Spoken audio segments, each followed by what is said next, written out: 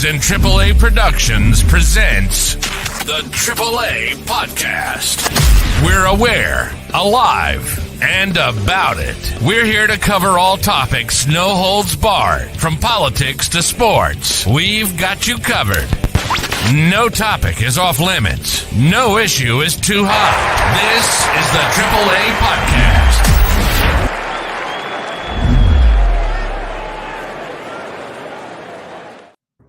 We back. Woo! Thank you, baby Jesus. Thank you, baby Jesus. I don't know, man. I just was happy and blessed to see you all again with my southern accent.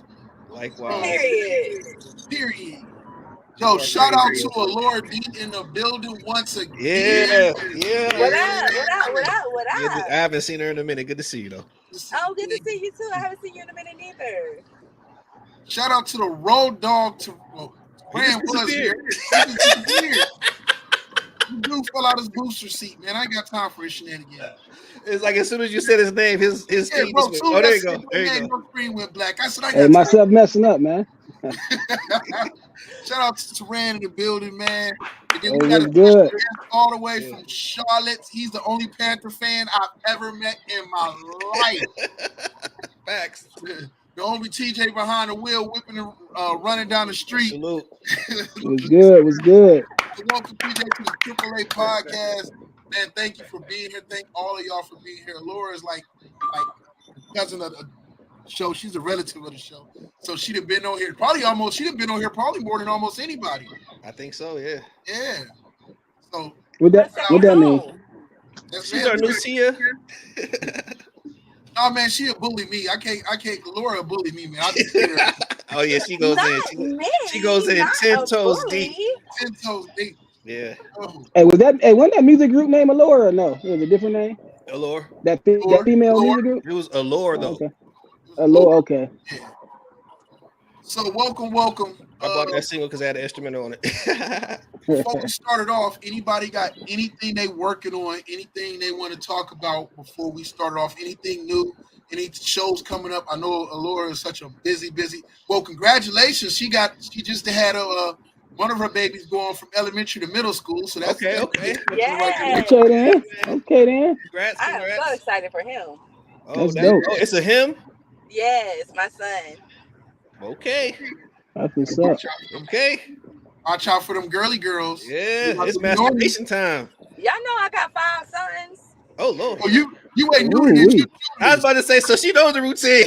Yes. Okay. No socks under the bed, none of that kind of stuff. Just okay, I got you. You can't borrow my lotion. Don't borrow my lotion. Don't borrow nothing. Don't touch nothing I got. Oh my God. So, anyways, real quick, anybody got anything? Laura, you got anything you working on? I know Teran supposed to be working on something with DJ, but DJ be BSing. And Teran, They got a pod or something, or what y'all doing? Yeah, they supposed to be doing a pod, but DJ be holding Teran back. I'm trying his work schedule, man. He got to get that mud together. Well, he worked nights. Yeah, man. They be then sometimes every now and then they switch him out of nowhere. You know. I'm gonna talk to some more people though. That way, you know what I'm saying, just in case, have some backups, though. Man, I'm trying to holler at I'm trying to see what my cousin they hard on. Is this a sports pod or what are you doing? It's gonna be music stuff. Okay. That's dope. I never really hear you talk about music though, so I'm curious to hear what you got to say. Oh, okay. Yeah, I'm different. Hey, this dude got Nick Cannon's album. I ain't trying to hear nothing he got to say on Hold up. I got Nick Cannon's albums. Why y'all? Hey, what's wrong with using Nick Cannon album what's wrong with using that as a stand though? You know what I'm saying? That's a nice stand to use, man. That mug come in handy. I'm a spinning on. You get mad at somebody, you can toss it. It can turn to a frisbee. Facts. Nick Cannon album is many things, bro. Listening to it is not one of them. Yeah, I never heard it. I don't know, man. That Gigolo kind of. I never heard it either, and I ain't gonna lie. I'm not gonna hold you. Y'all sleeping? You sleeping on that album, man? Really? Like you really going to sleep on it? It's a few of them joints I ain't heard then because I never heard Ray J first album with the Sexy Can I joint, or I think that may have been Little Kim. I don't remember. I never heard. I never heard the Nick Cannon album, and I'm gonna be honest with y'all, and this is the first time I ever admitted this in public. I have never heard Jadakiss' first album. I just after Knock Yourself Out, I just quit. Like I couldn't do it. So it's a lot of stuff. On it. Yeah, I just don't like. It's certain vibes that I don't really like that, man. I'll be honest with you. Nah, I'm the same way though. That's like I said, like DJ, he loved New York. You know what I'm saying? Big L and all those. You know what I'm saying? Oh, he everything. He like an old school. He New York. Oh, he New York. Oh, I'm not even wrong. He loved the Tupac and them too, but he Jay-Z, Big L, he AZ, I had Lifestyles of the Poor and Dangerous. He loved that, Like me, like you got the Wu-Tang back there, man. I can't listen to that. I can't listen to Wu-Tang. Are you kidding me? You ain't the only. Hey, Teran, you ain't the only one, bro. Nah, man. I can't listen to that, man. You what? They doing too much, man. Yeah. I can't do that, man. I can't do that, man. I can't get into that, man. I can't get into that karate shit. Ha. I can't do it, man. It don't do nothing for me, man. I'm so laid back, and it's not for me, man. See that? So that's why I didn't listen to your music takes. Okay, I'm not listening to your right. I quit. I'm cool with it. Hey, that's just. It's opinions, right? We all get different opinions. Oh man, not that kind of an opinion. That's some bullshit. How so you gotta like Wu-Tang because they was like, you know what I'm saying? Because I guess I like their show though. Oh, they show dope. They show dope, man. It just that type of music I don't like though, Well, I'll be honest with you. I kind of grew up in a weird kind of a situation. So when Method Man says, "I'm the true fist of the North Star," when he like put stuff like that on his Takao album, people like me who were 11, 12 years old in the anime back in the 90s, early 90s, like I had Fist of the North Star. That was a comic book that I had all the series of.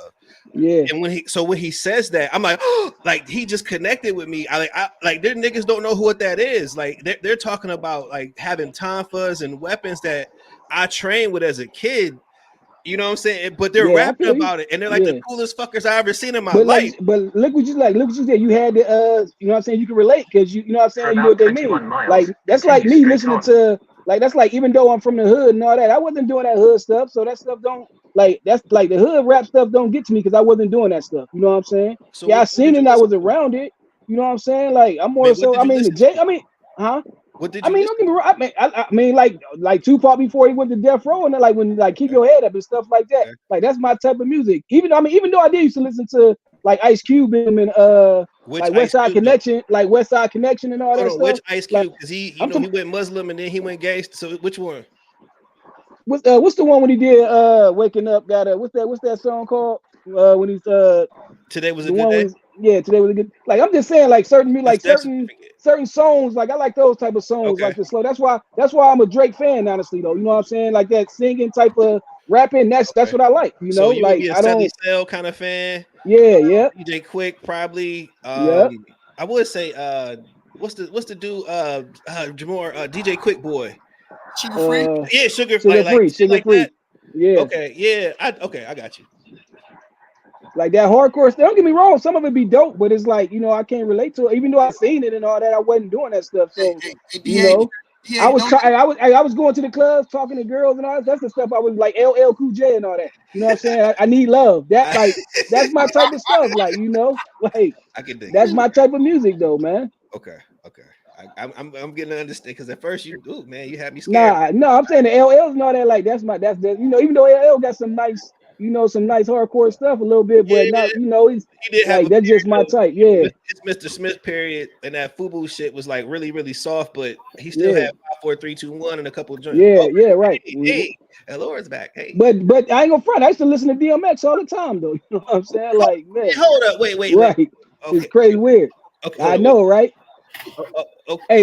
Hey, what's the one, the snake, the cat, and the dog? Like that was listening to that on repeat all day. Like I had that on repeat all day, man. Like when you living in a ball. But slipping and all that, that was wait. Slipping was my stuff. I was about to say, you know what? I was so mad when he passed away, and then I finally heard the raw version of Slipping because they cut it up so well that I never knew he was talking about crack. The whole song, man, right. They cut it up so cold, man. I never knew for a minute. Right. Well, I mean, I knew he was on, but I didn't know that song was about that. I thought it was just, Like she still ain't know. Yeah. wow, when you hear the raw version, oh my gosh, I'm like, damn, he was telling the world he on crack. What That's the how Cody fuck? was though. That's how Cody did it though, man. Yeah, That's what's crazy too though, man. and And how they mastered it though to radio form though. Like how yeah, they and then mastered it to radio form is amazing. it just was a lifestyle, a life record. But yeah, that shit was hot, man. I shit. But everybody was doing that too back then, so it's like it was the norm. Like them type like people. Now I'm talking about people around, like the people around the days got hooked on that stuff, like crack and all that. I'm saying like they all got hooked on it, Right. I say not everybody, but I thought he was talking about his financial situation at first. You thought he was talking about his what? His financial situation, because he was going through like finance issues. Yeah. I had no clues about crack. Yeah, man. I was years old when I found that out. Scary shit. But to your point, my big bro Kevin Smith, and it's so deep how this works. Like when he was in high school, that's when crack first like really hit. Not hit when we was in school, but I mean like actually people didn't know what it was. They was putting in marijuana because it was like an extra high to get. It's like hash to weed, like that, right? But then a year or two after people start smoking and stuff, they get they get hooked and they dropping out of school. They shooting and robbing and killing and stealing. And he just like, what the heck is this? Yeah, it's just. And then by the time we come along, we selling it, making money. I'm not, not like that. I'm not trying to. I know what you mean. Yeah, I know what you mean. Yeah. Who's we? I'm just saying, our generation, the proverbial, like the generation, it's like they took one. Laura used to be out there. I got a pocket full of stones. Really, they took one for the team though. They did it for us. You know what I'm saying? Like, cause we could have been caught on it, but they did it. We seen them. Like, if you had uncles or parents or something on it, it's like they took it and you knew not to be on it. Like, even though some people still end up being on it. Because you either gonna want to do it or you're gonna stay away from it when you see it. You know what I'm saying? When your parents be on it or your uncles or whoever you see, it's gonna be one or the other. You either gonna get caught doing it or you gonna stay away from it, like you said, or sell it and make money off of it. Because like most people make money from their own family when you think about it though, when they were selling though. I know, but you know what I'm saying, which is crazy. That I couldn't. And I couldn't either, but it's crazy when you think about it. It's like they selling to their family though. They, you know what I'm saying? That's where they make most of their money at. That's where I lose respect at, because a lot of us witness our aunts, uncles, and mothers go through this tragic drug addiction, and then you turn around and you sell it to them. Like, how sick do you have to be that you need $1 that bad? You telling me you can't go to Costco's and get a job application and make money legally? And some of these people have no criminal record.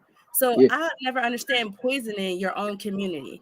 And that's what made me mad at the black producers and all that who took one for the team, like say like Diddy and all them who got played. You know what I'm saying? Of course, like the white main ones, they're gonna still do what they're gonna do, use us, get the money. But all the black producers, when they was able to get people, man, I understand like it's still other people's fault for reading the contract. But why even put them in a situation to where, you know what I'm saying, they gotta read? Why do them dirty because y'all got done dirty?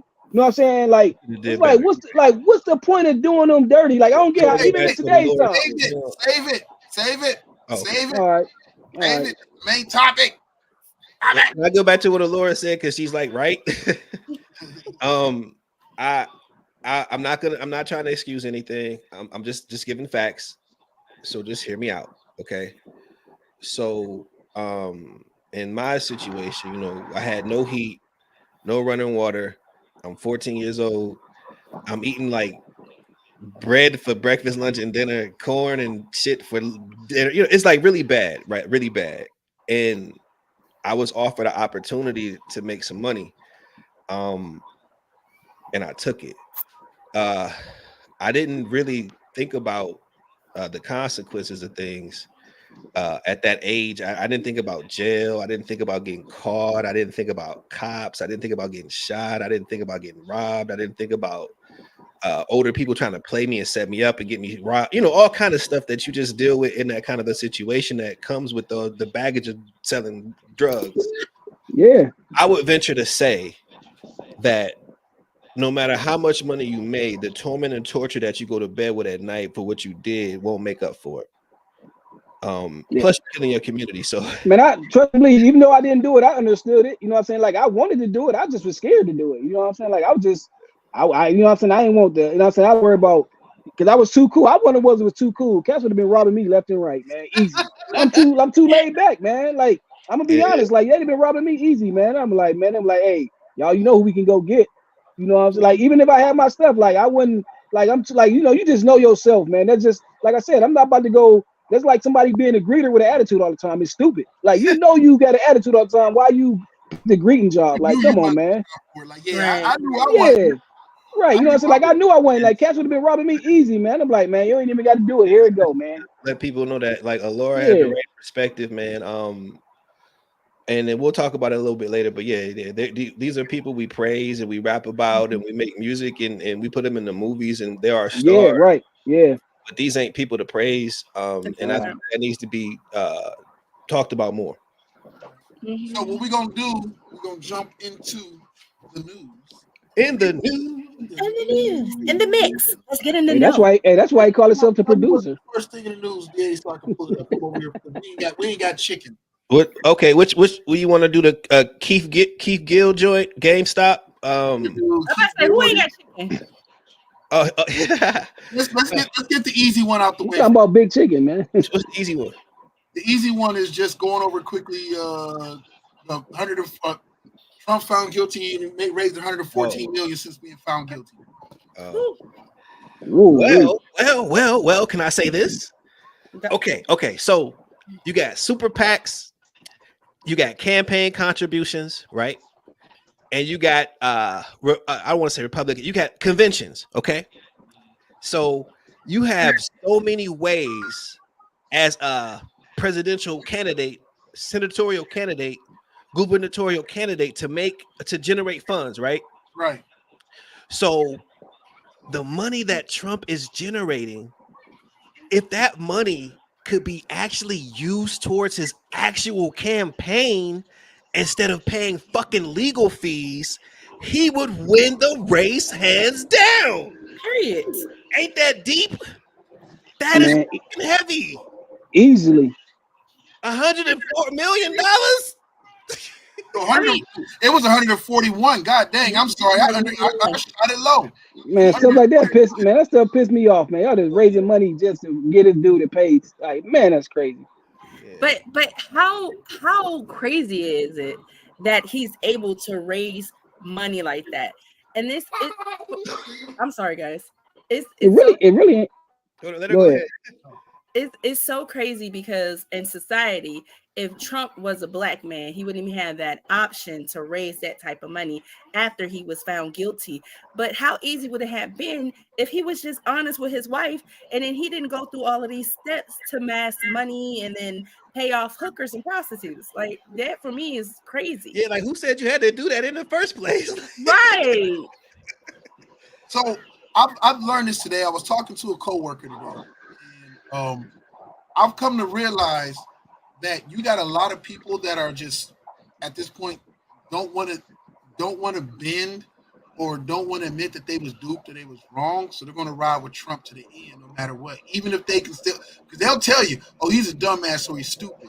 A lot of them people fell in love with the idea that Trump sold, the idea, not actually Donald Trump. And then in the process, they got stuck with the dude and chose to continue to, not everybody, but a lot of them chose to continue to ride with the dude, even though most of them know, like, they honestly don't trust him. But their biggest issue they got behind Trump is they didn't trust the government.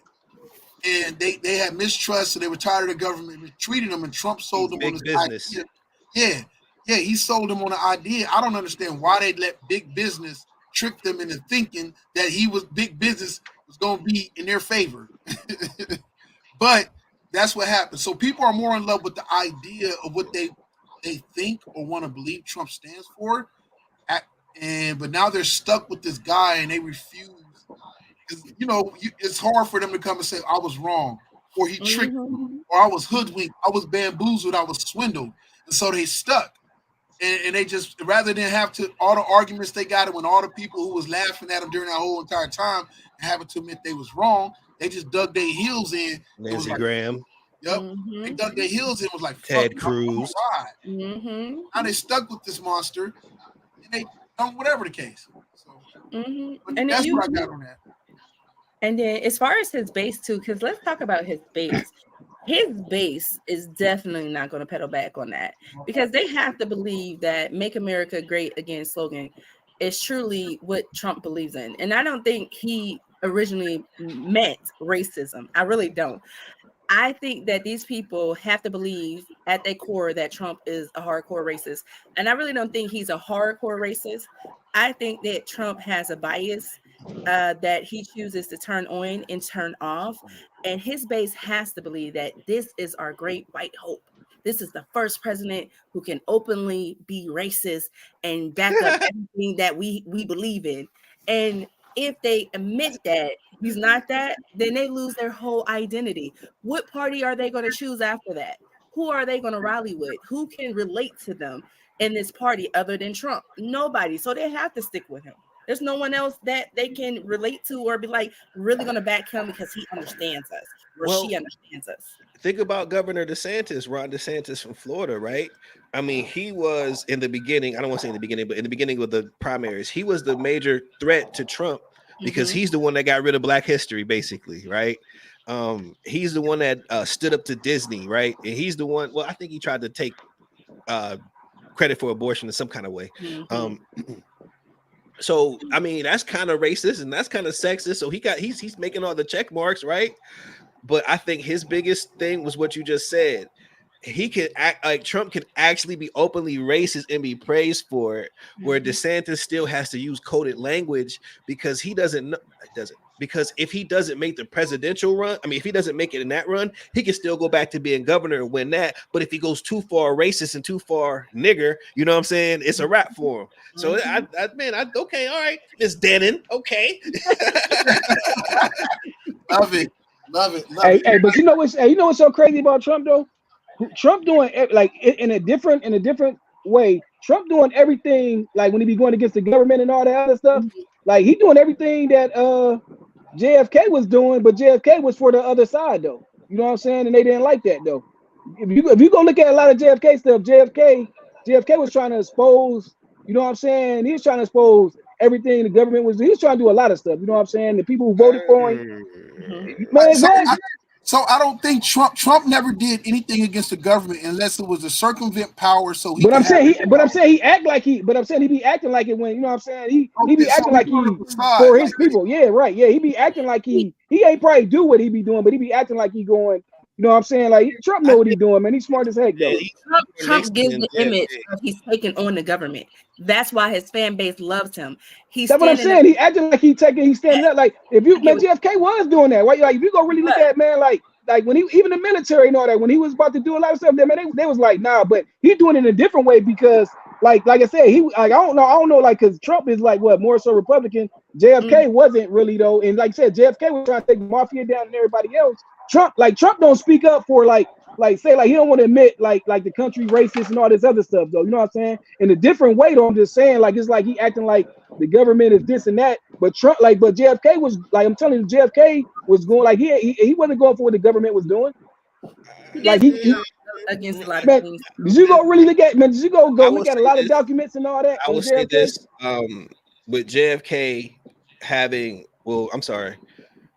With Martin Luther King having JFK's ear the way he did, and the way JFK helped steer the civil rights movement until he died, that ain't something that Trump would have ever done.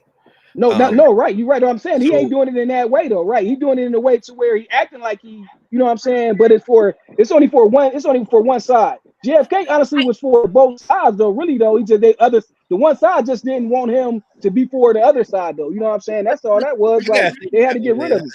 What he's saying telling you, man. He's making people question the government, basically. That's what Tran's trying to say. And so I would say this though. I truly believe that if Trump believed that the black votes really matter, and if we had the numbers, I believe it would be for us. Trump, I don't think he's really a Republican or a Democrat. He's not. He's a self. He's for self. He's an opportunist.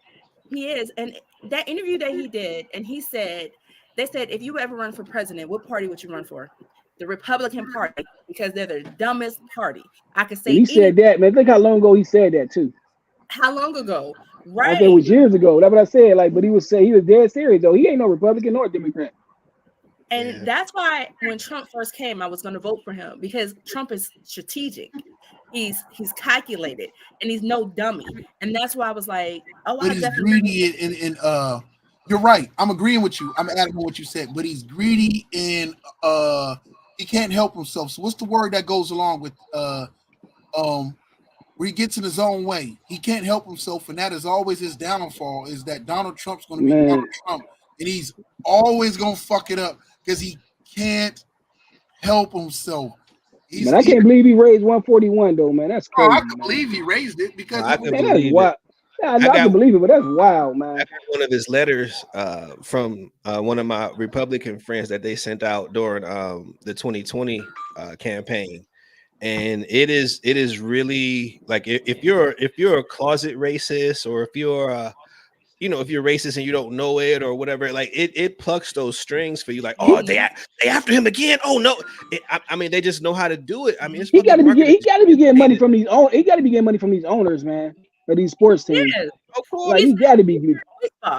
He's saying people can't speak. Him and Robert Kraft are boys. That's what I'm saying. That's where he getting most of his money, man. To get 141, man, it's coming from. Yeah, this coming from people who got like 1.2 billion, and you know what I'm saying. Like, that's where this money coming from for sure. It got to be. But let me tell you, I really believe if we did not have this immigration crisis, I don't think he would raise that money. Because right now, the American people are scared. And yeah. But those are all tricks. But those are all parlor tricks to get the American people. But I do not believe that those parlor tricks were enacted by Donald Trump. I truly believe Biden and some of the Democrats and some of the Republicans, they created this divisive thing. You know why? Because the American people are working for themselves now. We're creating our own wealth. We're not about to go hit this clock and have these people hollering and hooting at us and telling us all type of stuff to do. So the American workforce isn't what it used to be, and no one can find people to fill these jobs. So you know what they're doing? They're bringing in these immigrants because they know they can pay them basically pennies to do stuff that we like. Hell nah, you're not about to sit here and pay me $15 an hour to go do this hard labor, and this is going to be hell on my body. So they brought these people in to keep big businesses here, because that's where their funding comes from, is big businesses.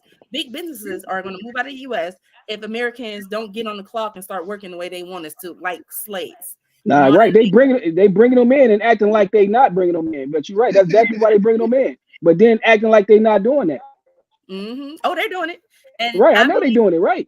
I believe it was Biden, because from what I'm hearing, because we're always told that illegals can't vote. Just like we were told that felons can't vote, but they can. There's loopholes. These immigrants, these illegals, and I mean immigrants, these illegals have found so many loopholes in our system that we didn't even know. So they're going to be able to vote Biden in if he wanted that vote, because most Americans, we're not going to vote for Biden. I'm sorry. I don't like Trump. I'm really on that defense of Trump or Biden. And I know that Trump is going to stay true to his colors. And that is going to be, I'm going to get these people the hell up out our country. And for me, I feel like some of them got to go. If they came here legally, I don't give a crap. But if you came here illegally and I don't know what your motive is and you ain't been vetted, baby, bye. I think TJ disappeared. He's probably going to the house. Okay, because I wanted, he hasn't said a word, so I wanted to but okay, so let's back time up a little bit. All right. We're going back to, I want to say after what's the dude that was using the word nigger all the time? Lyndon B. Johnson. Okay. So let's talk about border crises. Mm-hmm. Lyndon B. Johnson's from Texas. He will call himself a hick from the sticks. And even though he was a Democrat, right? Mm-hmm. Under the ticket of JFK, as Tehran had mentioned earlier with JFK, right? He grew up in Texas, so the border was something that he dealt with because he used to cross the border to teach those Mexican kids and those little black kids across the border. So when he became president, because JFK got murked, he went to enact border policies to help immigration flow because it wasn't flowing. We didn't want Mexicans in here, and they really didn't want to be here, but they needed the money because Mexico was in a different state at that time. But anyway, so that's where the border crisis kind of stems from. Now, you're right when each side plays politics with the border crisis, because they do, but to say Biden started it, that is not anywhere near true. So you can't just say something like that. Not the border crisis per se, but the crisis with them just flooding in the way they are. No, that's not a crisis. The crisis is when people get on the news and get in the media and use it for a political chip. That's the crisis, because there's really not a crisis. The issue with the border. You only say or feel it's a crisis because they told you. You need to take a trip. Alora, go to one of those border towns and take a look. And then when you pull your phone out and you go on live, because I'm gonna be watching. So guys, I want you to scan the border. I'm speaking for personal experience. I have friends who work in Border Patrol. For you guys who don't know, my husband was going through the hiring process for Border Patrol because he is in law enforcement. Okay. So when we got a glance of this and understood what was going on, because they'll tell you this, and this isn't politics. I said, oh, hell no. And when my homeboy was like, yo, I can't do this much longer because my life is in danger. No, this is a no-go. It's all politics. It's a no-go. So my issue is, for me, when I say it's a crisis, for me, it's a crisis when these people, the one guy had over 1 million followers on TikTok, and he's telling these people, this is how you get into America, showing them the routes, telling them this is how you get in a house, and their laws are going to allow you to stay in this house. And then we see cops being shot at and American people being killed by these people who came here illegally. And then we find out this isn't a lie, because happening in my city. This is what you mean? Like, you talking about as they coming over, they getting shootouts? No, she mentioned she kind of mentioned the law, and we're gonna get into that. I can't wait till you. No, but I'm saying what you mean. I'm like, when you talking about when they already here, or are you saying that they coming over, they getting into shootouts? No, she's talking about squatters. She's saying there's laws that they can manipulate. Okay. All right, I better say, I'm like, what? We need to talk about all that. So my husband is in law enforcement. And a lot of these people come in are immigrants. And a lot of the crimes that they're committing are rape of minors, DUIs, and they're killing people. And then guess what happens? They get deported, come right back in. That's what happens. They get deported, come back in. They're street racing here. It's crazy. It's out of control. It's so bad that CMPD, we have an area called it's called NOTA. It's like NOTA. It's a really popular area. They're drag racing over there. And then now, it's out of hand. So CMPD don't want to deal with it because they're like, y'all just going to let these people come back out, go, and whatever. But the crisis that I'm talking about in New York, it's not just Latin Americans. It's really not Mexicans. Let me be very clear. They go through Mexico to get here. It's not Mexicans. Mexicans are not the problem. It's the Venezuelans, the Colombians. Oh, yeah. All of them coming in through Mexico, right? Asians, all of them go through there. They go through that way. Right. But the reason why I say it is a crisis, and not maybe a crisis on their levels, is the funding is a crisis for the American people. You see in Detroit what happened. They had $90 million and COVID funds, but they decided to give that to the migrants. But the people of Detroit were saying, we still have a COVID issue. Why aren't we getting this money? It's a crisis because every party want to take advantage of this and just shove out cash. Again, like I said, it is a political issue, not an actual issue. You keep getting back to that, but I don't think. Okay, so here's the issue. What you're saying. I get what you're saying. Hang on, wait 1 second. You had the floor. I'm sorry. The issue I have with what you're saying is you're basically telling me somebody's sneezing, somebody's coughing, somebody's vomiting. That person's disgusting. Get that person away from me. They're disgusting. But what it is that person is sick. And it's not the person that's nasty or disgusting, it's the sickness inside. So if you don't cure what's inside, you look at the outside and you blame, that's the person, that's the problem, that's the issue. And no, the issue is politics. The issue is the laws. And the people who control the laws need it to be the way it is so they can continue to profit. So they're not worried about your husband's friend or whoever in Border Patrol getting killed or shot. because at the end of the day, their stock prices that they have as a senatorial person is still going up because, again, they have people who lobby them from companies who bring these migrants in, who help them get in, right? And they don't need those laws changed because they need that cycle to go the way it's going so they continue to profit. So it's about a lot of deeper stuff than what you're saying. Like I get what you're saying, but you're looking at the code and saying the code is the problem, the sneezing and coughing, that's not the issue. The issue is the political system that allows this to happen. That's the problem. Hey, the people that's helping them in, is it our people that's helping them in? They like yes. Damn. Corporations. It's government. I don't know that. Not it's, black. It's all that, man. No, you know what I mean. I'm talking about like, you know what I'm saying, American, like, you know what I'm saying, like, not our people. But I'm like, dang, I know it's us doing it. Corporations need the labor. American businesses, not American people. Businesses doing it. Yes, because they need to put them in seats. They need the labor, right? Because who was the ones that took them? Remember the ones who took a bus full of them in New York and just dropped them off or whatever? Yes. That was the business who did that. No, that's the governor of Texas. Businesses, though. Oh, governor of Texas did that. Well, hold on, wait, Sharon, what you're talking about is what the governor of Texas did. He did that was legal because you have safe haven cities in the United States that you are allowed to legally transport migrants to. But what he was doing, he was just trying to be funny. I know, because him and the mayor, the mayor of New York, I remember that. But I'm like, but that's what we're talking about. They're playing political games, and that's what I'm trying to say. All right, right. Yeah, He knows. Listen, I'm gonna tell you right now. I dated somebody whose family were migrant workers. They lived in Texas. They were from Mexico, lived in Texas, and they come up every year for 4 or 5 months. They go work in Michigan and go back and live in Texas and whatnot. They was sitting there having to pay taxes when they took taxes taken out of their check when they was working in Michigan for these farmers. When they was living and come back and work in Texas, they was having to take taxes out and whatnot. It's not what they tell you it is.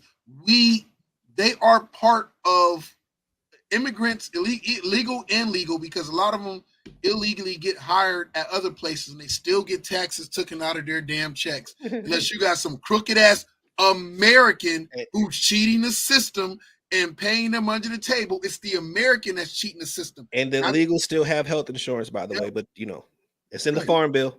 Yeah, it's in the farm bill, which is the welfare bill, which is why we never hear anybody talking about getting rid of the welfare system, because of the fact that they've all now found out how to capitalize off said system. It's crazy, but it's all political games. If I tell you it's a crisis, I'm only going to tell you it's a crisis, just like I tell you it's a crisis with your guns, or I'm going to tell you it's a crisis and they're trying to take your guns, or I'm going to tell you it's a crisis with abortions. It's to make you think shit is crazy as hell, like they told crisis with terrorism, so they can take your rights away with the Patriot Act. I'm still going to look at it as a crisis because they can't control none of this. All the people they brought in, they can't control them. Oh, we wanted to stop it. We would, and we could. No, it's not about wanting to stop it now. They slowed it. Those numbers aren't coming in anymore. We don't have that issue. The problem, and the reason why they slowed it, because they seen it was a bad problem, and these people that they brought in are mostly criminals. Or how about this? Let me ask you this. Who's the guy? Donald Trump played the game. She froze. Donald Trump played this game. He was like, he talked shit about like Obama and Biden, let all these immigrants come in and whatnot. So out of the three, Trump, Biden, and Obama, who deported more illegal immigrants? Who would you say? It's not. That's not what I'm talking about. I mean, but I'm asking you. I'm asking you though. No, I can't. I'm not asking you that you said it. I'm asking you because this is the tactics that they use, and they use it when they're running for office. If you listen to Trump would make you believe that he's the only one that cares, when in fact Obama's name was chief in deporting. He was a chief deporter. He deported more illegal. That's not the issue though. When Obama was here and the immigrants were here, we didn't have them shooting cops. Those ones lie. Oh, that's such a lie. Matter of fact, look up Fast and the Furious. Not to this level. They tried to impeach Obama because of Fast and Furious. Ooh, okay. But what I'm saying is that wasn't on Obama though. That wasn't on him, and it's not this. They tried to pin it for political. We keep telling you these are the political games they play. You know the truth and you know it. That I get what y'all saying. That ain't a lie. It's all lies and games and manipulation. The whole thing, everything is all lies and manipulation. I need Trump told and you. I get it. They all doing it, but you can't make it seem like they think Trump and they all doing it. They all doing it. They want to take your rights away. They lie and they make it bigger than what it is. Because think about it, like you said, like because you really think about it, if Trump lied about, like you said, if y'all say all he had to do is tell his wife, blah blah blah blah. If he lied about that, don't get me wrong, he tells some truth to us, but if he lied about that, you know he lying, like everybody else lying though about the other stuff though. So you know he gonna lie big time about other stuff. Then if he lied about that small thing, that you know what I'm saying, if that's all he had to do is tell. So if he lied about that, you can imagine, you know. But like you said, they all lying. Like you know, all the people in politics. Politician says, but I believe what I see with my eyes, though. But so that's what I get what they saying with the crisis. They want us to believe one thing. You know what I'm saying? But that's what news. Period. That's what they do with news. Period, man. We've been on this for 40 minutes. Do anybody live in North Carolina here? We had a guy, but he's off the line now. He's gone. Okay. So I feel like you have to live in states where you see this in person.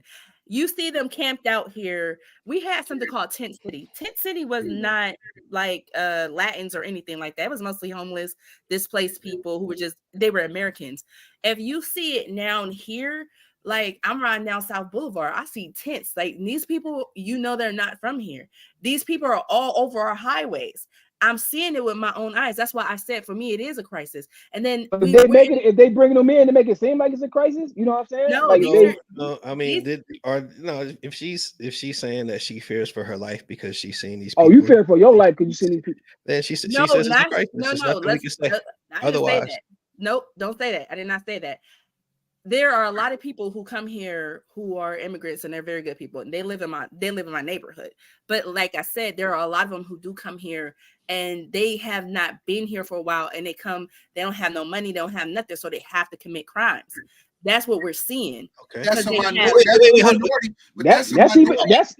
us though. You know what I'm saying? We doing the same thing.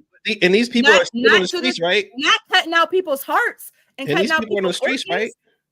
These people are ruthless. There was someone here who just decapitated. No, I'm asking. You said you drive up the street and you see the streets lined up with these people, right? These murderers, these rapers, these killers. No, what I said, you see people who are not from here trying to make it ends meet, but then you have some of them, the ones who've been arrested, and I've heard these stories. I spoke to those stories. Hang on, I'm going back to the people on the street. I wanted to talk about these motherfuckers. Hold on, wait, let's back up. I can't say those people are criminals. No, I want to know if they're on the street, right? Yeah, they are on the street. Okay, and they're lined up on the street. Criminology or not, criminal not. Living on the street is illegal. So you're still violating the law. Okay, so but if they ain't got no place to go, hold on, wait. How could they not have a place to go? Don't you got jails? Where you at? Hold on, what city are you in? Charlotte. Google it. They don't have jails in Charlotte. Or we have jails, but we don't have a lot of shelters. Nowhere to put some of these people who are out here, and it's easier for people to come to North Carolina and survive because we are a sanctuary state.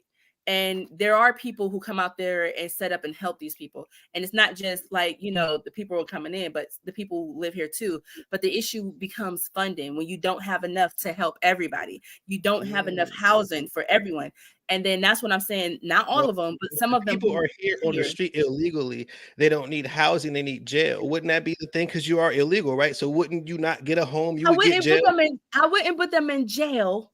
Hold on, wait, hold. You getting political? Wait. Let's. Okay, hold on. Wait, this is deep. Hold on, wait. So you believe in the law?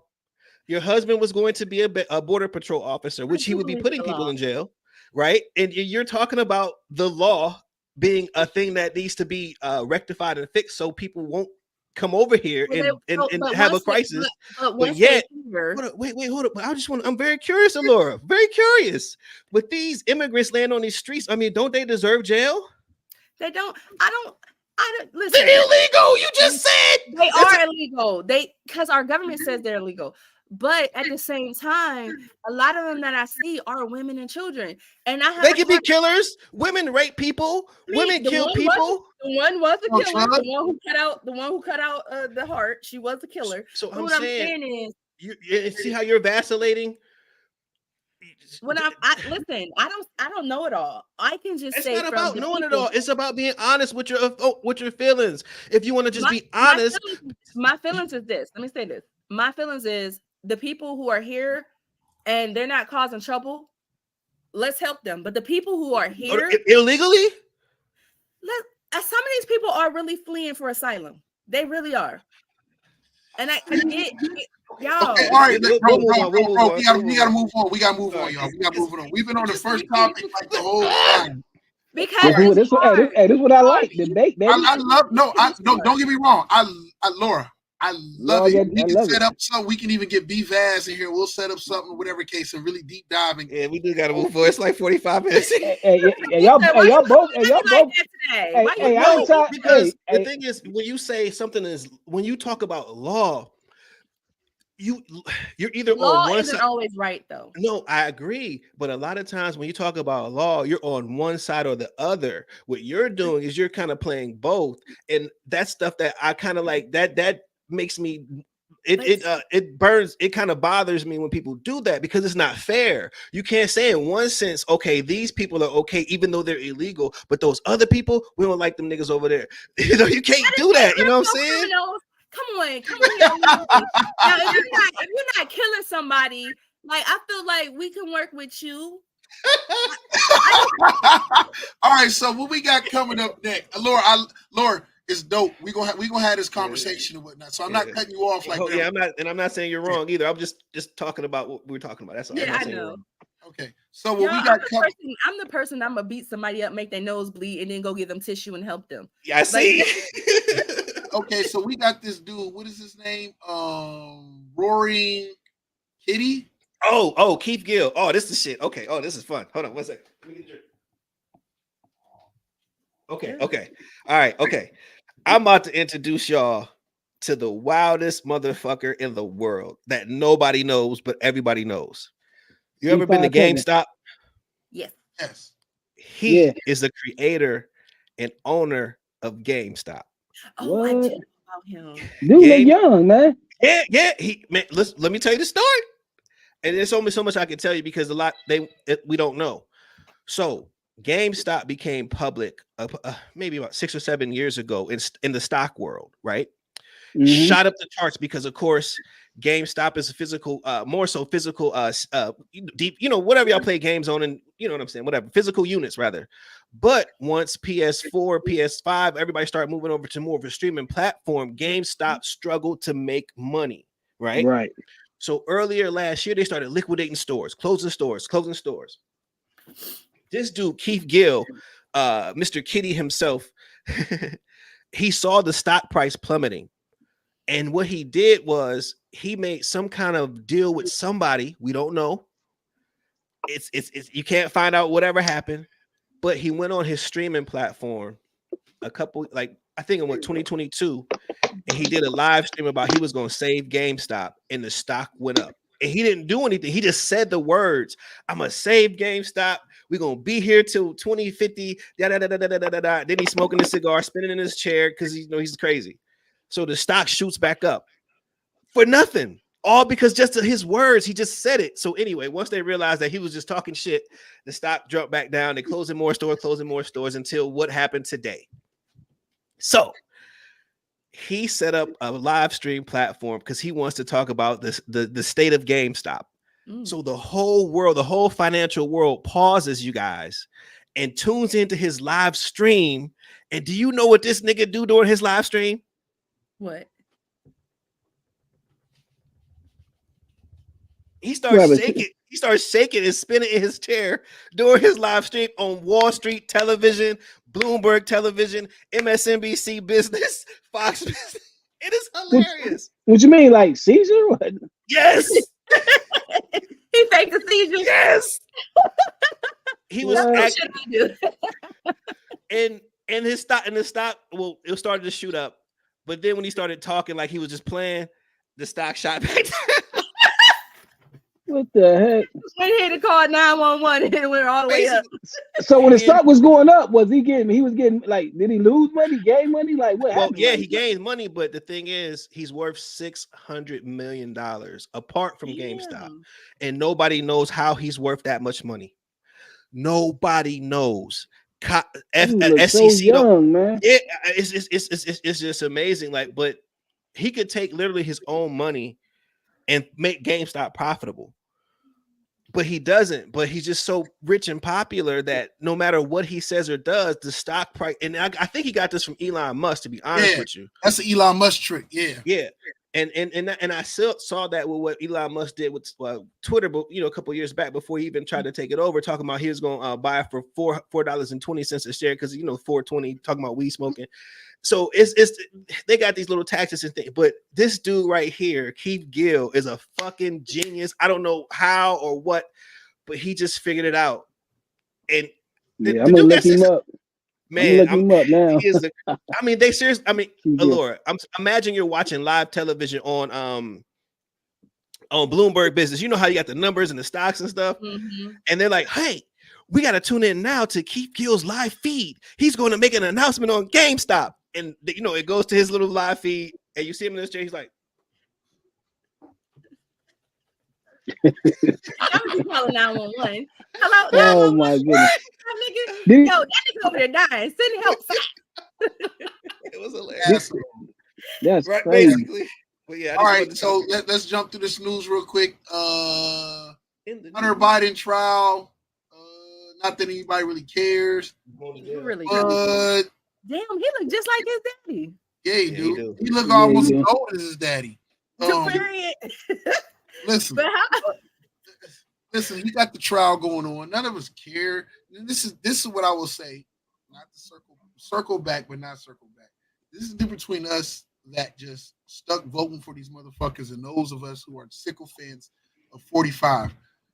If Hunter Biden is guilty, lock his bitch ass up. I guarantee you ain't gonna have one person ready to protest, ride in the street, or whatever the case. We don't care. If you told us tomorrow, freaking Joe Biden was guilty of a crime, we don't care. Lock his ass up either. We don't give a fuck. We don't care about these fools. We're not emotionally invested in any of the Bidens. The only person we probably would have been pissed off about, and he's gone now, was Obama. You mean probably? I would have been, man. Somebody got shot in the streets. It could have been true, and with him like, heck, no, I don't believe it. No way. Hey, we can see him on. Hey, we can see him on camera, and we can see him on camera and everything doing it. Like, nah, we didn't say that. Hey, we'd have been saying, we'd have been saying that was AI back then. Like, nah, that's AI, man. That ain't Obama, man. That's AI. We have said it back then, man. I'm gonna say something real quick. Before I don't know if it was the first election or the second election. Obama's he was going up against the old dude. McCain. The war veteran. Yeah, McCain. So when Obama became a senator, Illinois senator, first became a senator, his wife was about to divorce him, right? So she filed the paperwork. Ooh, Obama? Yeah. Michelle? Yeah. So she filed the paperwork. Man, how they visible pearl clutch. Huh? How we ain't see that? How they kept that under wraps? Just before they started running. Lord, you stupid. I heard what you said. What'd she say? I didn't hear. I was listening to her. What he said? Invisible pearls clutch. Try to clutch my pearls. What? Yeah. Well, because they were on the rocks. That's all couples. We all go. Yeah, but she never finished the filing. She, they reconciled and it was over. So what McCain did, of course, when they did the research on Obama, they found that information, right? But they didn't disclose it because he was going to use it to try to, could he cheated on her? Could he have done, why did she file paperwork if he's so clean and this and that? But no. Let me go dig this nigga up. Cause what? But no, they didn't disclose that. McCain has some morals to him, man. Right. Yeah, is what I'm trying to get at. How you know that then? How do I know that? Yeah. Well, because people on his team and that was in that political they probably wanted him to use team. It broke that down. Like people talk. They always talk. And then Obama mentions it in his book, Audacity of Hope. When he first, I don't know, I don't want to get into the whole thing, but I'll give a snippet version. When he first ran for office in Chicago, he lost. And then his wife was happy because, of course, she just had both the babies and she's struggling doing things by herself. And she's like, "Man, I need you. I can't have, if you do win, we're gonna have a problem. So please don't run again." He promised her he wouldn't run if he lost again. And he kept winning, and she just, by the time he got to the Senate, she couldn't take it. And he even talks about it. He's like, he called her one time, "Hey, babe, I got this one bill passed. All these poor people in DC are gonna get money and funding and WIC cards and SNAP cards and whatever." And she's like, "Barack, we got ants."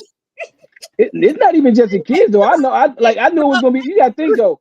You know how much stuff come with that though. Like what Barack was doing though. You gotta think how much hate come with that and everything goes. Plus the kids young and all that. So I know all that played a part in that. It's like, man, I'm gonna be able to get through this. Yeah. It was hard. It's hard for anybody to be. Yeah, that's scary for somebody like, man, you're gonna be getting death threats and all that. So I can understand that. Man, and then you put your people gonna say cheating, but nah, I can see why she probably like, man, I don't know if I don't want to go through this, Yeah. And I wouldn't have blamed her, Right, and I don't think it was cheating. I think it was just that. No, it was that. I doubt it'd be cheating. I'm saying it was that. No, I'm sorry. When I said the cheating part, I said the McCain party had to decide how to questions out there. Yeah, they could have used that. Right. They could have said that. He decided not to do it because they didn't. It was bullshit. So he didn't do it. Yeah. That's when they've always played dirty. And shout out to Richard Nixon, aka Tricky Dick, because he's the first one that really, really took it to like that higher level and just started making up shit and whatnot. Learning about him was like, wow, bro. But so that's when I actually believed in some of these people still had their faith in morals to a degree in these parties. They did some foul shit, but to a degree, you still had some of the people like McCain and other people who still had their certain morals. Sarah Palin to a degree. Yeah, where they would stop. Like they had a thing. I think today these people are so concerned with just maintaining and keeping power that they don't give a it's by any means necessary. So let me ask you guys this question: does it really matter to you guys what a campaign candidate's family members or kids are doing? Because let's be honest, I believe Biden probably tried to get Hunter help. I truly believe that. But at the end of the day, this is a grown ass man. His son's a fuck up. But his son's not in a political position or running the country. Right. So why I don't understand why this is even a thing, why people even care about this. Because they need the name. It's just the name. It's just the Biden name attached to it that helps them with playing dirty, with sitting there saying Biden, Hunter Biden. And then you got to remember, majority of the people are dumbasses, idiots, and wouldn't even be able to comprehend just the minute, small conversation we're having now. It's too much for them to comprehend or to want to understand. It's a lot of people that they only know how to see big words, big things, and that's what they go off. Trigger words, trigger things, and that's all they care about. And that's on both sides. Mm-hmm. Well, if he broke the law, send his receding hairline ass to jail. Cokehead. You know who broke son is a cokehead? Trump Jr., a cokehead. Yes. And that's the thing. Like, they act like we don't live in a world where drug problems. Hold on, wait. Alora, one of the Bush girls got caught with coke in the White House. Yeah, she got. Yeah, so like this ain't nothing new, man. New. Right. All right, so wait. Let's but you know what killed me was his girlfriend talking about he smoked crack first thing in the morning. Like, bitch, shut the fuck up. Why you telling his business? Like, why you gotta say that? Right. Shit, we'd head smoke weed first thing in the morning. It's called wake and bake. Why can't he get some wake and shake? Damn. Like, you snitch. Yeah, she just put this shit all out there. Damn. All right, so we're gonna jump into the next one. We're gonna skip after this, we're gonna skip sports. I know you wanted to go over your thing, bro. What you got? Because I got the Jay-Z Rock Nation thing. That's what I want to go straight to the music. Yeah. So we're gonna go with this, and this kind of leads us to lasting news. Eminem dropped I didn't hear that. New single for called Houdini, which is a play on kind of Guess Who's Back and some other stuff, his videos he's done. But this is supposed to be his album where he's killing off the moniker. Is that the right word? Moniker of what? Slim Shady. Oh, what? Yeah, he's kind of. Why he wouldn't do that? That's what made him who he is today. Well, I think he's probably winding down in his career. It's that because if you listen to him, he's more of a deeper person dealing with mental health and overcoming drug addiction and so speaking on political phase. Yeah, he's kind of like, I move past it. Instead of people expecting it, I want to put it to bed so I can, whatever the case. Okay. So, but the song is coming. I believe it's going to come in at number 2 on Billboard 100 in this first week. Push him back. They Not Like Us to number 3 or number 4. Oh, they're hating. But it's Eminem, and a lot of people struggle with the fact that we can love Drake all we want, and we can love a lot of these other rappers, but this guy is, like, as far as number wise, the biggest rapper probably the biggest rapper in the world. Only because he's white. Your words, not mine, but yes, that plays a factor. It is because if he was a black man, he would be an average rapper. We've heard Busta rap. We've heard a lot of people who have styles like Eminem. That's my personal opinion, y'all. I'm not an Eminem fan. I just heard better. Were you ever a fan? Like, were you ever like into him or at all? No. Oh wow. Never.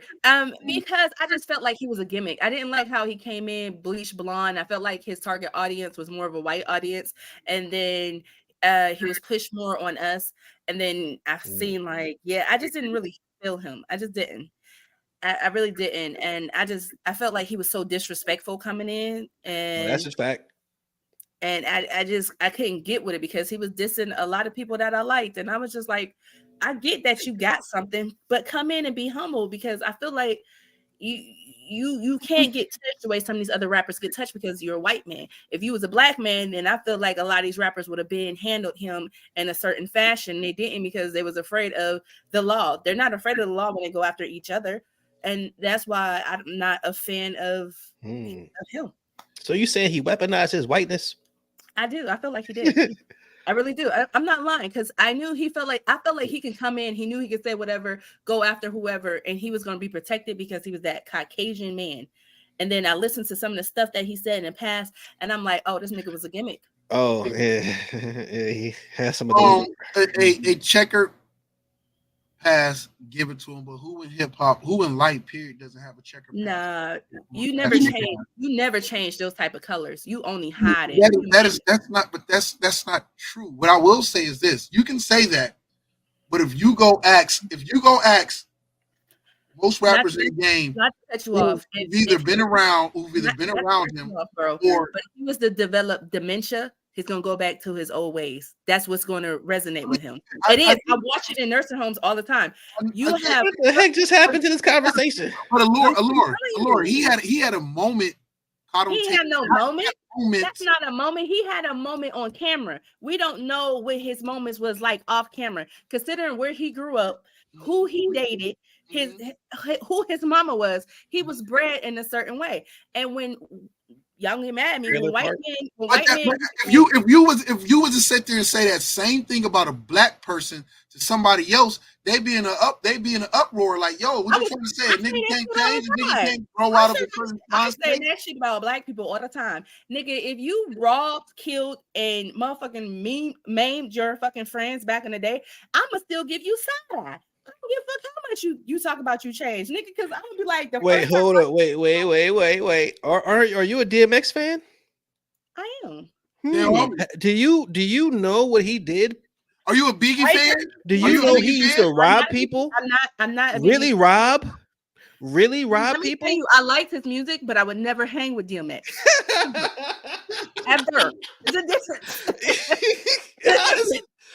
Okay, all right. I'm gonna stop. Okay, all right, but anyway, so we can move off it and jump into the big thing. All I'm saying to you is this: if you listen to any rappers that's probably given more homage, paid more homage, and knows the rap and the history of it, and the art of it, there's a reason why a lot of these old school dudes, minus one or two here, and normally they peers all get on them about it. Most of these old school dudes always turn around and be like, "Yo, Marshall," that's what they call him. Marshall gives it up. Marshall looks out. Marshall shouts us out. Marshall sit there, pays back to us. Marshall through Shade 4-5 and whatnot still gets our stuff played. You go talk to anybody that's ever worked with or been around a this lot man. of them who said other. No, those are people who've never been around him or never hung with him and never dealt with him. A 5-year-old who got money, little bro, if that little nigga got more money than him. So I don't be stressing on niggas. I'm sorry. I'm just saying that there's a reason why a lot of his peers either respect him or have love for him because of the fact of what he has done and contributed and given back to the rap game and how many people he has helped and how many people he has put on. And that's why I'm not gonna count 50 Cent. That's why you have so many other artists, even from your Busta Rhymes, your Snoop Dogg's, your Missy Elliott's, your even old boy Talib Kweli. You have so many other artists who are black artists and black respected artists who like this dude because when they got a chance to meet him and talk to him, like, yo, this dude is hip hop. This dude does love and respect the craft. He's a student of the game, and that matters to people. On a rap level, you don't gotta like his music. What has he done for the game? Y'all got to school me because I don't know. What has Eminem done for the rap game, and how has he paid homage to old schoolers, and what influence and what help has he gave the new schoolers? I don't know. He has signed 50 cents, and 50 cents has brought us movies and things and classic albums and things, G-Unit and things. We would never have Power and things if there's no Eminem. I don't watch those shows, so yeah. It doesn't matter if you don't watch it. It's a cultural icon. I mean, Shade 45 on Sirius XM. Yeah, I mean, Eminem gets the credit for that. Not Laura, Shade 45 on Sirius XM. I can't hear you. That doesn't. You can still be racist and do these things. You can still be a piece of shit and contribute to hip hop. Actually, most pieces of shit have. But be open about it. That's that's not the point. The point I'm trying to make is the fact that it doesn't matter. You know what I'm saying? If your opinion is a person you don't like them, no matter what they contributed to anything, it doesn't matter because you don't like them. Yeah, you don't like them. Yeah. You know? Yeah. So that's fair. That's fair. I'll give you that. Listen, I got how you feel about him. Listen, and I get it. There's a lot of people that feel that way about him, and normally because the first thing they'll sit there and say is this: he only gets whatever case because he's white. To me, I always look at it as the opposite way. I always felt that one of the hardest things to do was break a white artist, and unless you went the Vanilla Ice route, and even that only lasted for so long because once black people made it not cool to like that artist, they were done. That's what I'm saying. With my boy Vanilla. Why Vanilla not getting all this love? Because he's not, for one, he's not stamped by Dr. Dre. For two, he's not the guy who Dr. Dre wasn't popping in. But he basically, so yes, in a sense, he stamped and saved Dr. Dre's career. We've basically, when he went to Aftermath, it was an afterthought because he tried to drop Aftermath with other artists, and we was like, no. I give you that. But he never sat there and turned as much money as he made and as big as he became. He never turned his back on Dr. Dre. Still looks at Dr. Dre as his mentor and his leader. Still is there anytime Dr. Dre say, "Hey, I need you," him, and then turn around and then sat there and brought 50 Cent to Dr. Dre. Turned around and helped countless artists, countless black rap artists, even what's go ahead. Exhibit. He's been there and helped out so many artists. Again, Shade 4-5. D12. You know, 90% of the artists on D12, his whole rap group was nothing but black guys. But what happened to these people though? Proof got shot. That was their leader. That was his best friend. That wasn't Eminem. I thought you said that was Eminem's fault. I'm sorry, Laura. I assume you because with the way you said it, I think it's like that's Eminem's fault. I was about to be like, what you mean? What y'all not doing? When he get shot? He's been killed for like going on 15, 20 years now. 15 years. Yeah, that broke. Y'all know I don't know much about music, so I just talk shit. Can we move to the next topic, please? Come on, man. Okay. So we're gonna jump to the main topic, which is these rap. Let me go ahead and get this off the screen. Oh, he excited. Hold on. We skipping the one topic I wanted to talk. What was that? The Rock Nation, Philadelphia schools thing. Oh, we can bring that up. Well, you gotta give me. I don't know if you can see it. Rock Nation, spearheading educational campaign in Philadelphia to help students K through 12 and low income housing secure about $300 million in private funding, right? Jay-Z did this? Well, hold on, wait. We can't praise him just yet because I should have praised him so we can nail him afterwards. But yeah, but, Rock Nation School of Music, Sports, and Entertainment. Yeah. So Rock Nation School of Music. Okay, there it is. Do you see it? Yeah. Messed up. Tehran. He froze. Never mind. Okay, so all right. So at first, Allure, I got excited when I saw $300 million going to these lower income housing kids or whatever in the hood, basically, that's gonna have an opportunity to go to a private school. I was like, okay, that's Jay-Z doing his big one. Yeah, he's moving his things. But then Nora Jones or Hannah Jones, I'm sorry, I said Nora. That's a singer. She is the writer of the 1619 Project, which is how slavery was brought to the United States and how black people were woven into the interfabric and basically created America, but got no credit for it. I mean, she goes into like the detail, like she is no joke. She wrote this and it made me go, Okay. She says, I really wish rich, out of touch folks who know nothing about education would just stop. Number one, read the fine print. This is a government voucher program. Talking about what Jay-Z's doing. Voucher programs have not been shown to improve the results of poor black children because most cannot get into high quality private schools. So basically what we're thinking is that this money they're going to get is going to help them in a sense get out the hood. But what she's saying is all that's going to do is allow kids to go to the school down the street from their hood that's a charter school that will accept the voucher, because most of those private schools out in the suburbs can they don't have to take those government vouchers. And plus, when they see your address, they don't want them niggas. So we doing the NFL trick all over again, making you think he helping you out when really he helping himself out. Yeah. And now, granted, I don't want to say Laura would speak to this more than I could. I don't have kids. Shit.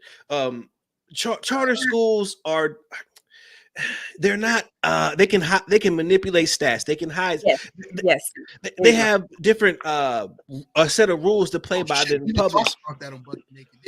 Right. So it makes it fucking crazy because they're going to be taking these vouchers, of course, because they want the money, but they're not going to educate the kids any differently. They're not going to do anything any different than any of the school down the street did. It's just a charter name, basically. And that's what that's what Hannah Jones is saying, is that you're only taking these kids from one block to the next block, realistically, and expecting them to do something. Hold up, Laura, I can't hear you. Oh no, I was on the phone. Oh, I'm sorry.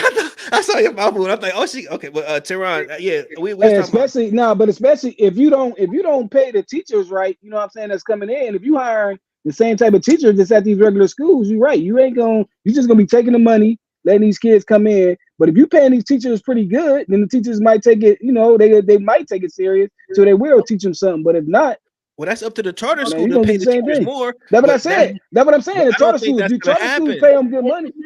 It's not about giving the teachers more, because even if you give them more, they still have finding the right. I'm saying finding the right people to fit too. That really want to teach them though, and that's going to be hard to find a lot of teachers that really want to teach these kids. You might get a couple of them.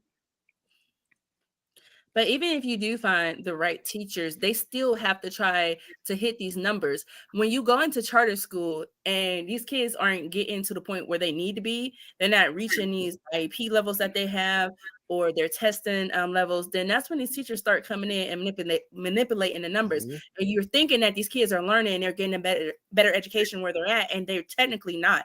There was just a thing in Atlanta, I believe, some years ago, with teachers changing test scores just so these kids could pass. That does more harm than good, because now these kids are graduating and they really don't know nothing. And I was just talking last week about this with my son and his IEP meeting, and how I felt like the school was trying to pass the buck with him and pass him on to a different school instead of wanting to do the work, because it's easier to pass them to a different district and they're worried about funding. If this child isn't going to test right, or we have to put more effort into it, we're not going to get this funding. He's not worth it, basically. It's not. What they're trying to say. So right now, I am looking into private school. and I'm not looking for. They was like, oh, you can get a grant. I'm like, no. I was told by the district that the district would pay because you guys can't meet my kids' needs, and that gives me an option for non-charter private schools because charter schools are a joke.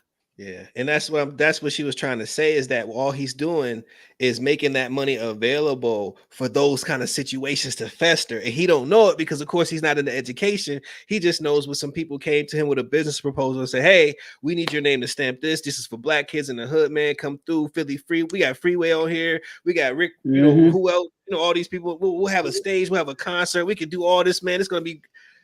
Yeah. But that's why people of color gotta stop getting hooked up into these celebrities and hooked up to status. They look at the status of people, but they don't look at what these people are trying to do for us. And if they're trying to put us in a box, not all skin folks are kin folks. They come out Nah, here they and trying to get paid too, man. Most of them trying to get paid. Stay paid. They paid already. They're trying to stay paid. A lot of them because they lack the education or the right. They get told into like, oh, this is going to be a good thing for you. Give it back Yep, that's what it be. Right, they get told stuff like a lot of celebrities get told. You know, take a picture with that one lady, that one Republican senator. Yes. Look, see, I mean, he don't know. He like, oh, she just hot. Yeah. You idiot. I mean, they don't know no better. So they're still just because they're rich and famous doesn't mean that they understand the game that is being played with. Sometimes I feel that us as podcasters or people who look up, study, read on these things, think that the majority of the world operates like that. So we get frustrated and we call out celebrities and everything, thinking that they know or they should know, when a lot of them don't. A lot of them are still ignorant. They're just rich people. Look at Meek Mill. Meek Mill is the perfect example of an ignorant motherfucker who was. And then look at the people who follow, celebrate, and champion that. And they champion and they excuse and they push that behavior.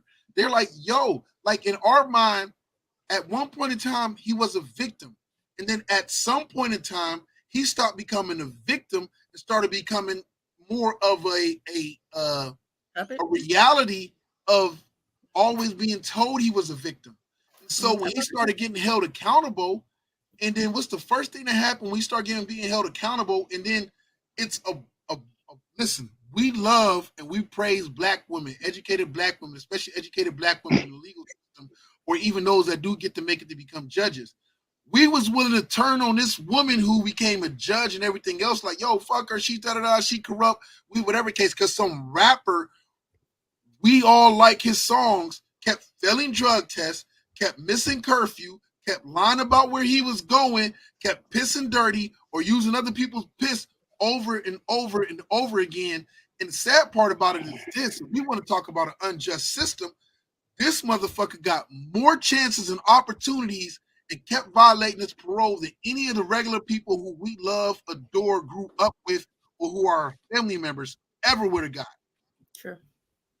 But instead, we trashed and tried to ruin this Black woman's, well, I don't know if she's a good judge or not, so I can't speak on her like that, but this woman's reputation, all because we like this nigga's song. Yeah. And he was guilty all the time of fucking his thing. What he initially got caught up with, that was wrong. But here's what I will tell people. If you can't do the time, don't do the crime. Don't do the goddamn crime if you can't do the time. Because most of these dudes will sit there and be like, yo, I got caught. And then they give you parole, and then you on probation for 10 plus years. And then while you on that for all that long time, whether it's right or wrong, you made the deal with the devil. Hold your because you're still legally property of the state while you are out and about. And then you cry like, yo, these are too tough for me to follow. I can't handle all these rules and all this stuff. Get your ass in, and then all you had to do was 4 years instead of doing 10 years of probation. Right. But I understand the mindset of some of these people like Meek Mills. Like, nigga, you get money, you got money, and then you still out here committing crimes, or even the young boy thing. And then I that's a topic for another day. That shit the hell out of me. Because baby, when I get rich, I am in the house or on vacation. I am not doing crimes. What the hell? There's nothing about that lifestyle. If I didn't want to live a lifestyle while I was broke, why am I get rich and go extra hard to try to perpetrate?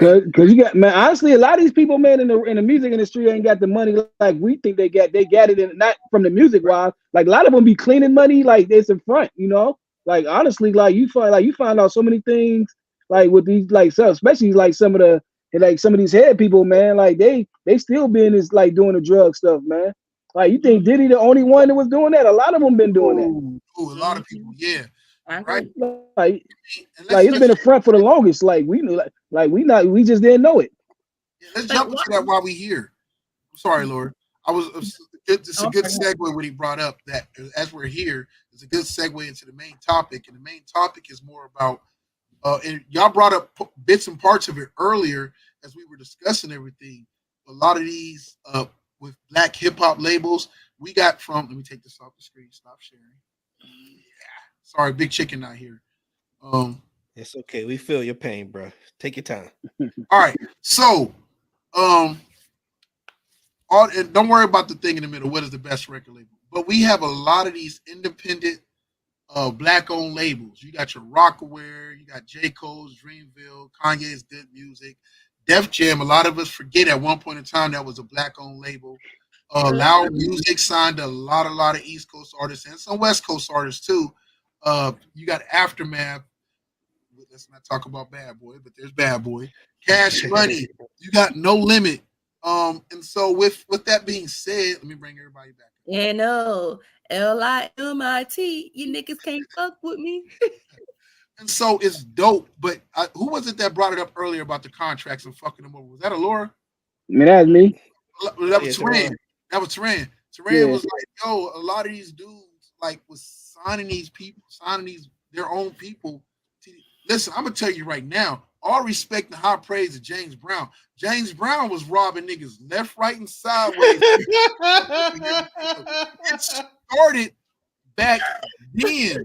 No, it was before James Brown, man. James Brown. Funny though. It was before James Brown. James Brown had a lot of people. He had people up under him. James Brown. Yeah. Drummers and musicians. I didn't know that. His drummer, I is the know most that. sampled artist of all time. His drummer is because he's got that drum pattern. He does. It's called the funky. He's called the funky drummer or whatever case. He got that drum pattern that has been sampled in music more times than any other thing ever in music, and you don't get to see a dime of it because James Brown basically fucking robbed him out of his publishing. Wow, man, that's wild, man. What's so crazy though? We used to chill with James Brown. We used to chill with his band all the time. My godfather, Mike Walker, he said they used to come and chill outside his garage all the time, playing music. I told you more. They be coming to Cleveland. He don't believe. Man, because whenever they have a show, whenever they came to Cleveland, they would stop in Youngstown. Like they would stop in Youngstown to see Mike, because Mike was real close to one of the ones that was in the band. I don't know which one, but that whole band would come. They'd bring a tour bus, and it'd be right on that. It would be right there, like right on Mike. Like actually, hard. Like it was like every couple years. I'm like, dang, man, this cat got them all out there. Like, man, just chilling, drinking beer and everything else. Sorry, Teran. I apologize. No, go ahead. No, you did. And I didn't get to meet him, but he was at Southside Hospital. I don't know if you guys remember Southside Hospital. I was born there. Okay, well, Southside Hospital was open, and my aunt worked there. She's a pharmacist. So I was sitting in the lobby, and then these ladies all come downstairs, and they're like, "Oh my God, James Brown's here! James Brown's here!" And I'm like, "Really?"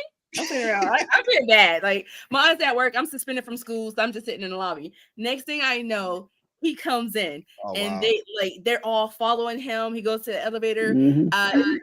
Interest. I'll never forget when you coming up Oak Street, I think that's what it's called, and you make that left hand turn in, and you go into that front entrance. And he comes in, he's walking. My aunt comes down. I see her. She's excited. They all trying to see him, and I'm like, oh snap! And it was really cool. But he was there to see Dr. Perry, and Dr. Perry's wife was my teacher, Miss Perry, and he was like a really big surgeon at Southside Hospital. And I was like, James, he was in Youngstown a lot, man. Yeah, he was. He stayed, man. But he stayed low key, honestly though. Like the band would go out and do their thing, go get their drink, and like his brothers, all of them, they'd go do their thing. But he was like, you wasn't gonna really see him all like that. You know what I'm saying? Besides him performing, but when they went to Youngstown, though, the band would go chill, but he'd be doing his own thing, like probably in the hotel sleeping. Who knows? But he wouldn't come out as much as them though. Hell yeah, but he was in the hood though, because Jamar know where I used Oh to yeah, stay on the lower I east was on side the of east Wilson, side. man. Like that wasn't Oh no yeah, place that that you was they come said. pick it Dang, what street is that? East side. My godfather stay off East High, so at the they bottom tour of bus would High. be right there. Yeah, see, Yeah, and he stayed on the top, the one part of East Side. What's that? I can't even think which street that was. I can't even think come which on, are street. you? Winfield. Oh The no, Winfield on the I don't East know. Side, over off Was East it High. I can't think of it, but I know they used to always park their bus over there. You know what I'm saying? It's that like, little cut over there? huh? It's like that little cut, like you know how East High School You know is how when you you take pass that. land? You pass land down if you was going towards the Lincoln O's, like Yeah, if you was going up that Oh, way, okay. on East the High. hill. Like so, you pass lands down, it'd be the second left street. You know what I'm saying? They one ways though. You can turn left. What you talking It's a one way first, and it's the second one. And you know what I'm Always saying? It's like that's like he rebuilt his house over. Like he had one of them about? regular Robinson houses and used made to it stay over there, big as heck. Jamar. Yeah. But they used to come over there like every couple of years, man. They would stop by, man. I was like, man, I was young as heck though. I ain't understand it. Right. I ran I up should on have been James more Brown excited, before. but I wasn't. I was just like, oh, okay. That Yo, was a bad. so But you say that, they robbing these kids though, man. Blind still. yeah, Like how you still doing these kids dirty, man? Like don't get me wrong. Like that's like now say if I'm a music producer, right? Even like say like when T.I. told old boy like if I give you $1 million, man, he told 21 Savage if I give you $1 million, he told him. I mean he looked out for him by saying he wouldn't sign him. But why would you do that? Why would you want to do that to him? Like I understand you taking a risk, right? But say you know what I'm saying? You give him $1 million, but then you make 25 million off of him. Like you can't give him a little more than that. Like, you know what I'm saying? Just because like it's like, come why do that though, man? Well, it may not. And I'm gonna just play devil's advocate.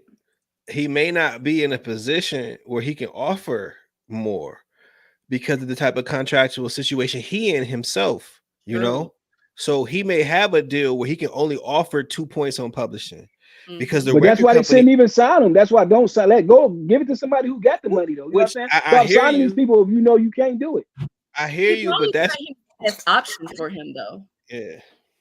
No, because T.I. didn't. T.I. looked out, but I'm saying the ones who can't do it, but they still sign these people knowing that, you know what I'm saying, and then be mad that, you know what I'm saying, like why, like if you got screwed, and I'm talking about the older ones who got screwed over, like the Diddy's and all that. If you got screwed over, why are you screwing these people over with the same type of contracts? You know what I'm saying? That's like TLC, that's like how TLC got done up, but then they get some girl groups and do them the same way. You know what I'm saying? It's like, Yeah, why that'd would be you do messy. yeah, that to them? You get that's what I'm saying. That's what they've been doing though.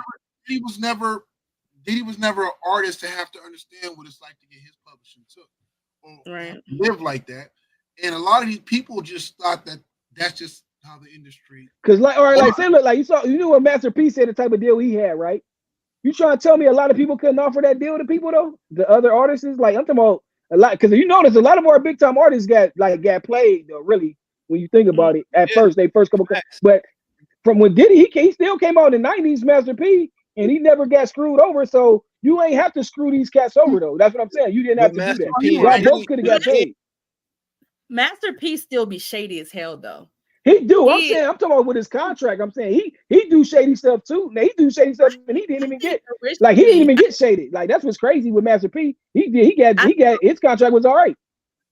I think originally when he was breaking his artists, they were all his family. These were people that he grew up with. So I think his heart was more in a place to do them right. And then the longer he was doing music, he started looking at it like how the white CEOs. Yeah, right. How everybody else do it. Yeah. He got to make money too. And I think after a while in the game, you just kind of get cold-hearted. It's a dog eat world, but at the same time, a lot of people know what it's like walking into this, and they still decide to sell a small piece of their soul for this. So at the end of the day, it's still on them because no one made you sign that contract. Yeah. A lot of people knows what's coming on with the music industry. Now, if you want to play devil's advocate, you could say TLC was done wrong, but yet still, I don't think they was. I mean, they was, but I think they were being dumb. What? They were warned, and they was just looking. I don't know.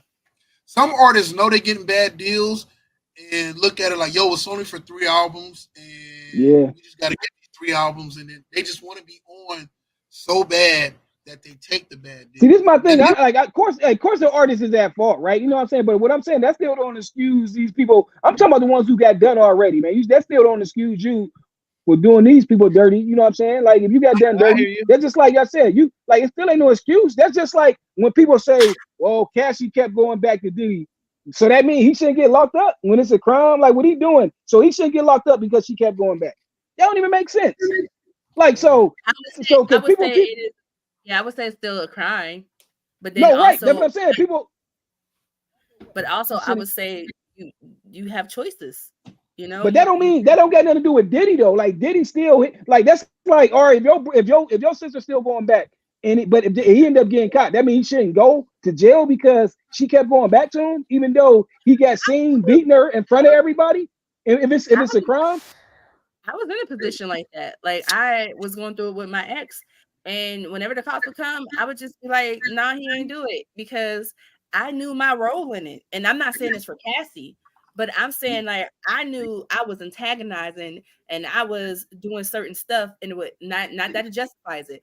I chose not to press charges because I knew I played my role and I wasn't innocent. But once I start chilling out and I was trying to move away from that, and then he started being aggressive, I still never put him in jail. But still, I moved away from that, and he is a changed person now. But that's just my perspective. I don't even know what that means though. I mean, since you played your part, he shouldn't have went to jail though. If you like if somebody would have pressed charges if they seen it. Is that what you saying?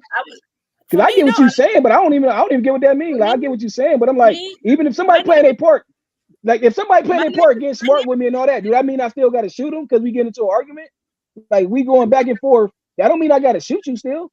No, but so what she's saying is how she looked at it at that time, right? I get what she's saying, right? But I get what she's saying on her part. But all I'm saying is people saying like, okay, he shouldn't get locked up because she kept going back. That's stupid. I think that's a hard subject. What he did that day, I felt like that day. I don't care if you my dad, my brother. If you doing that, man, I don't care if go to jail, man. That day he should have went to jail. And I'm not victim shaming because I really feel for her, and I feel like he did her dirty. And I know they said it takes a lot of courage to leave, and it really does. I'm not gonna cap. But at the same time, I had people trying to shoot me away from the situation, and I did not listen because I was in love and I was indulging in that toxic ass behavior. And so I kept going back. So that's why I said some of it's on me. I enabled him to do this shit to me. And then but Laura, I'm not arguing it. But that's the thing. I'm not arguing it. Wasn't even on Cassie. It's cool. Yeah, of course it's on them too. But what I'm saying, any of them situations, I'm not arguing it's not on those people. What I'm saying is that's what people be trying to argue is like, well, they kept going back. No, nobody not saying it's not on them too. It's on them too though. But at the same, but that still don't. That person still should get locked up if they, you know what I'm saying, if they the way he did it. I'm saying the way he did it. Because you're right, some people can change. Like it was another person I know, like, you know what I'm saying, I don't know, but she said like how, you know, like they still were very toxic and all that, you know what I'm saying? And she didn't press charges and the person ended up changing, you know what I'm saying, ended up being a great dad and all that. It can happen. But what I'm saying is, I'm saying at the end of the day, what I'm saying, that even if you're going back, no matter what, you keep going back, right? You know what I'm saying? Because like I said, we don't know, we don't like because we've seen people who leave and get killed, you know what I'm saying, or all kind of stuff. So we just don't know the ins and outs or whatever. Right. You know what I'm saying? That's the thing. Like we just really don't know how many times she tried to leave and how scary somebody is though. So that's why it's tough because it's really only our opinion. But my thing is just like if my partner keep coming back, but that mean and I'm tearing her up. That don't mean I shouldn't go to jail because she keep coming back if I'm tearing her up though. You know what I'm saying? Yeah, it's her. Like you can say it's her fault for going back, but it's still my fault for putting my hands on her at the end of the day. So I still like, yeah, you know what I'm saying? It's like I'm not excusing Cassie, but what I'm saying is Diddy still shit. It's no excuse for Diddy still too though, and that's what people are trying to say. Well, if she don't go back, he don't hit her. That don't even make sense.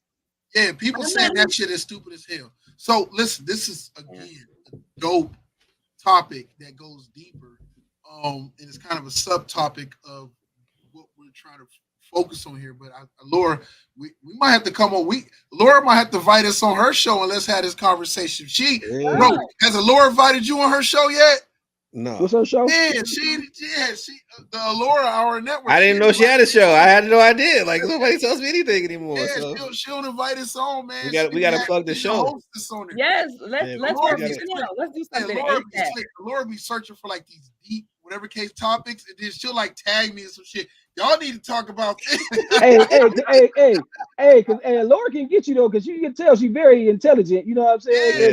She's very smart, so you can definitely catch She's you a slipping. sniper, man. I'm saying where you I'm saying the way you come across though your topics though, and you standing on them though, what you supposed to though. You know what I'm saying? You like we all can feel a certain type of way, and there's nothing wrong with that. You know what I'm saying? We just having dialogue, and that's cool, and that would make it good. You know.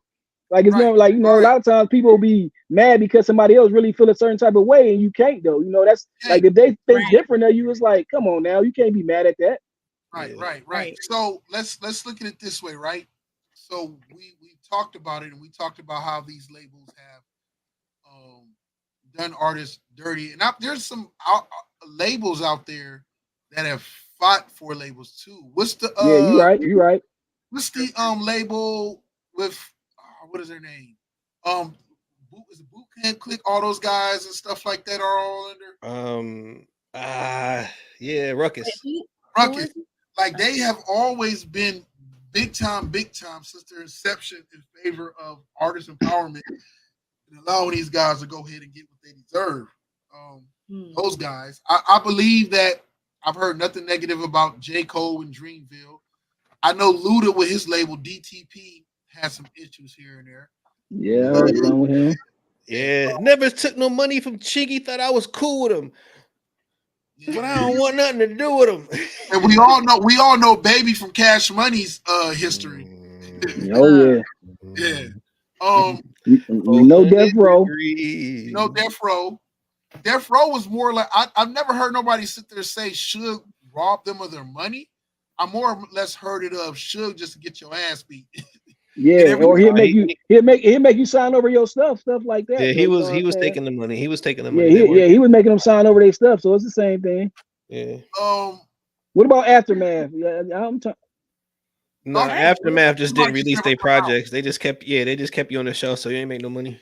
Yeah. Dr. Dre keep you as long as he can because you might Because I ain't know all this time that Eve was with Aftermath, man. Before she was with them, I didn't even know that. They shelved there. Yeah, I ain't know that. Dr. Dre had Eve first. I just found that out, Let man. her go. She went to Rough Riders, then she came back to her biggest hit was under Aftermath, actually. Cause she had the battle, like, you know what I'm saying? Like somebody was telling Dre, you know what I'm saying, about Eve or whatever, like, man, we can't do her like that or whatever. And they end up, that's how they end up, hooking her up with Rough Riders or whatever. But they told her like she got to hold her. They told her like they told her it's gonna be easy. She got to hold her own, and that's when she went into that battle. That was and stuff God's like that. plan for her, though. That was God's plan. That was because that was the right move. Rough Riders is another label. She fit better with that anyway than Aftermath. Facts, she do though, man. Like that's crazy though when we hear about people talking about they should have played this role in the movie, and you be like, man, I can't see it when that movie be good. When certain actors be like, man, I had this role. That's like Will Smith said he could have been old boy in the Matrix. You know what I'm saying? Yeah, that would have Lorenz Tate is old dog. Like I'd have been thinking of Will. You've been looking like Man in Black with them glasses on. Man, he could have been Morpheus. Like you'd have been Man in Black Morpheus, man. Like you'd have been like, could have been wiping people memories, man. That's all I could have seen right now. So we got that. There's labels I know we're missing. There's Suave House, Rap a lot. Slip and Slide. Oh, Slip and Slide Records. Why you say it like that? I wasn't allowed to listen to nothing from them. Rap a Lot. Yeah. Hey, who was Tupac with before he went over to Death Row? Oh no, he was always under He was by himself. Digital Underground. Interscope, yeah. Oh, it's Interscope. Okay. He's always under Interscope. It's weird because Digital Underground, had they ever, whatever case, formed a label, they could have had them. But at that time, Hump and them, Shock G and them wasn't thinking about it like that. Right. And they probably missed out on a lot of artists they could have got in the Bay Area. Money B could have been a single artist, man. Yeah. He wouldn't know. He can rap, man. Yeah. Outside of, Do you guys think if Pac would have stayed with Interscope, he would still be alive? No. No. It was kind of like, I hate to say it, but he, in some shape, form, or fashion, the way he lived his life and how he was always meant to meet an early death. Yeah, and not only that, so many things that came out, like, you know what I'm saying, like, you can say allegedly, you know what I'm saying, like, we all this time we was thinking like Puff Daddy was this big scared person of death row when he was never really scared of him. You know what I'm saying? Like, he was like somewhat of the mastermind. He was the mastermind of it somewhat. You omitting facts. Yeah, no. I never thought that. I hear what you're saying, Teron. I didn't know. Hold on, wait. Let's not forget that Puff had an actual family member, one of his cousins in Atlanta, who Suge Knight kidnapped and forced to drink urine and beat the shit out of him till they got Puffy's address in New York. Then they went to Puffy's address in New York, and Suge took a picture with his kid, with his one of Puffy's kids. This ain't no game. You know what I'm saying? It's like I know. I'm saying what I'm saying. I know it wasn't no game, but like Pop, like that's like how like Biggie and Tupac really was cool as heck, and Puffy was trying to get cool. This is before the beef. I'm trying to tell you. Before the beef. Yes. So this is before he even had. That's before he was Death Row. Let me back up. This is before Tupac got to Death Row, I should say. This is before Pac got released. Yeah, this is before. So it was already a beef between. But Pop was already shot by then, though. Was Pop already shot by then, right? Yeah, but the beef wasn't Pop. It was between Suge and Puff from a long time ago about females. I'm telling you, it was a fucking beef. Yeah, and Suge Knight was gonna know about Diddy now. I can definitely believe it was about a female. Yeah, well, he was gonna come kill that. They was gonna kill Diddy once he got to the you crib. Right though, because a lot of like you might say when you heard about how Diddy hit old boy over the head that Kim Porter was dating. You know what I'm saying? Like her like he hit her at was it Lottie wedding? It was at somebody's wedding, man. Dude hit dude over the head with a chair, man. Like that's crazy. Dude mom told him to get on out. A lot of people sleep on one of the dudes who doesn't get the credit he deserves, and it's really negative credit, who was central in a lot of his East Coast, West Coast stuff. Jimmy Henchman. And Jimmy Henchman. Yeah, he was that dude. Was a very vital player in the Pac issues when Pac was in New York. Yeah. Jimmy Henchman was also the dude who was able to get to Suge Knight and check his ass and put him in check and whatnot. And Jimmy Henchman was also the one dude that Puff knew not to sit there and fuck with as well and whatnot out of New York. Like Biggie told Pac, don't fuck with old boy that's overseas right now. Asian Jack. Agent Jack. Oh yeah, Agent Jack. He told him don't fuck around with he told him about them dudes, Jimmy Henchman and Haitian Jack. But Pac just thinking he was Pac, like, yo, I can vibe with anybody, any of these real players, and whatever case. And he didn't realize he was in bed with some serious ass thing. He was in over head. And I keep forgetting, as much as I get mad at that dude. What Nas hanging with them too? Only 25 years old. Yeah, he was 23 when it happened. Yeah, 23. What Nas hanging with them too? Henchman? No, when Nas was hanging, like when he was hanging with Tupac, when Tupac was hanging with them, he wasn't, because Tupac was around Nas for a little bit. I don't think Nas and Jimmy Henchman got along, man. That's along. It was a different type of Queens thing at that time. Yeah, I don't think they got along. Nas probably was. I'm gonna say, old boy, he didn't hang with them, but he probably was protected. Because I know they were saying that Pop. They were saying Puffy was trying to, you know what I'm saying, like they're saying Pop thought Diddy was, like I said, was, you know what I'm saying, a weirdo. You know what I'm saying, even back then, and him and Biggie he was close as heck. And Puff Daddy was bad. Like Puff Daddy started to get jealous of how cool they was. This was before he went to Death Row and stuff like that. You know what I'm saying? I don't know if it's true. These were people that was around him. I don't know. These were people that was around him because people around him. I'm starting to hear all kinds of stories. They're like, you know what I'm saying? Like they were saying that they said he was jealous of their relationship. He was on that, did he? I don't know if he was on. I don't know. I'm just saying. They said, hey, they said Tupac knew Diddy was some bull even back then. Like he was just weird. I'm not saying he ain't tried him. I'm just saying he thought he was a weirdo. Like I don't think. Like okay, I'm telling you. How about this? I'm telling you. I'm gonna be fair. What I heard is that at that time, in whatever case, the last person. Biggie took a lot of flack, but the last person he would have thought or even expected out of Big didn't really learn about Puff's true intent and true nature I until don't think he did. Right. after that, later on in that relationship, and then even he went. Don't get me wrong, Biggie got a lot of demons of his own and stuff like that.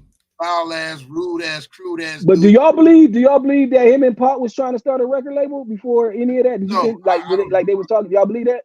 No. I mean, Yeah, Big I was already hearing had a that too. Though. I'm label. like He I already was had hearing that. I'm ideas. like, man, right. He had ideas, man. So he already had That's a what I label. said. Like, I'm like, that don't even make. I'm like, I know they were saying Pop was trying to start his own stuff and get out, and then you know what I'm saying. But I'm like, I got a conspiracy theory, guys. Oh Lord. I love her wall every time I see it with all the action figures on it. What if Diddy really was Diddying back in the day, and that's why he was calling himself Puff Daddy, because he was getting puffed by the guy that he was working for, because everybody was trying to figure out how the hell did Diddy. man, that ain't no conspiracy theory to me. I know Hold they on, wait. Look, can she finish? What she about? They was trying to figure out how did Diddy go from an assistant to whatever else to this big mogul, and they said he did it kind of like it was kind of fast. It was a fast track for him, and I was wondering maybe he was getting puffed back in the day, and he puffed his way to the top. That could always be a thing, right?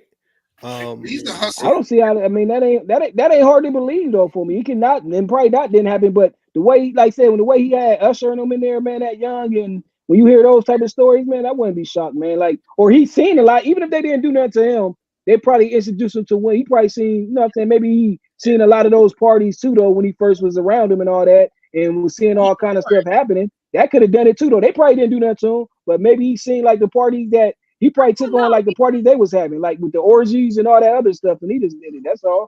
It could have been that, and he just started to like it. I think he got introduced to that world young, and I think that okay. So a lot of I really don't want to talk about him too much, but I had someone on my podcast, and they were told, you know, they shared their story of how they were ushered into a life of being a millionaire. Matter of fact, Mr. Robert Holmes, he had told us how his coach would, you know, do these things and make sure his mother and them was taken care of. And he was living this lifestyle. And Andrew Cuomo, the reason why he changed the statute of limitation laws, the reason why a lot of people who are raped and rape victims can sue people and have them prosecuted now is because of Mr. Holmes, one of him and some other people. He sat down with Mr. Cuomo and they helped facilitate these new laws and remove the statute of limitation on you know, rape victims.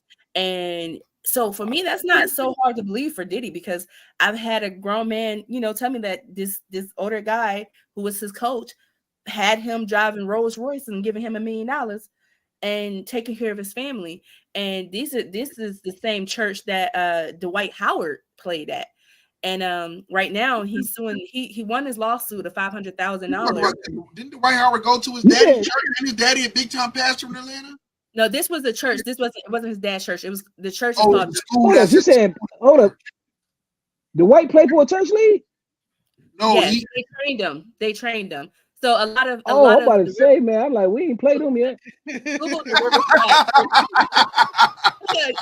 the Riverside church scandal. And you see they broke a lot of basketball players, and Mr. Holmes was a basketball player. He was Dang, I didn't know that. Wow, damn. And, I'm about to look that up. This was one of my biggest interviews, and it was really, really cool.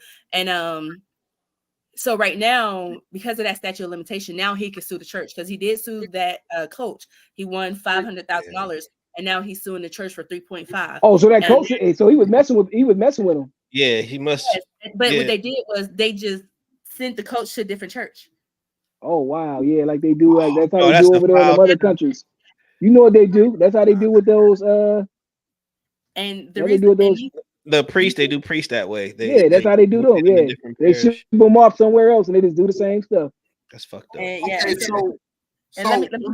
Holmes has a foundation that is helping youth who are going through stuff like that or been through it. To them, say that real quick. I'm sorry. Go ahead. So let me ask y'all this. To keep it on brand with the topic, and this is all dope and useful information, but we watch a lot of rappers. If you can, in your mind, for each one of you, and I'll start with D80 first, then I'll go to Allure second. If you could think of your perspective, just your opinion, all these independent or black labels, which one stands out to you? Just your opinion, where it means you were impacted you because of the artist on that label. Shit.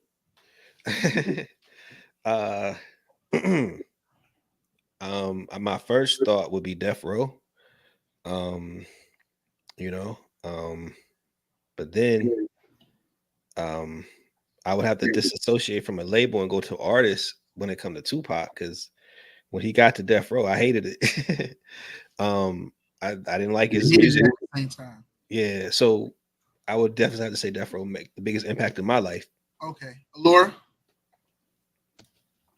Okay, my wide but back self. I'm sorry, y'all eating. But, I would say for me, number one would be No Limit. Oh wow. Dun, Yeah. dun, dun, dun, dun, dun, dun, dun, dun, First dun. on the MIC. Or Snoop Dogg, get busy on the sympathy. So, anyways, and the reason why is because I love Snoop, and I felt like Snoop career could have been sinking until Master P got a hold of him. And I loved what he did to him. And even though he was a good artist at Death Row, I felt like Master P enabled Snoop to be an even better artist. And that's why he's so marketable. I feel like he learned a lot of game from Master P. And that's why he's still able to be around now. And then Def Jam. we had so many great artists from Def Jam. Yeah. So those would be my two favorites. Saran? Man, mine probably be OV Ho. No, I'm joking. They only got one artist. Nah. Yeah, I know. Nah,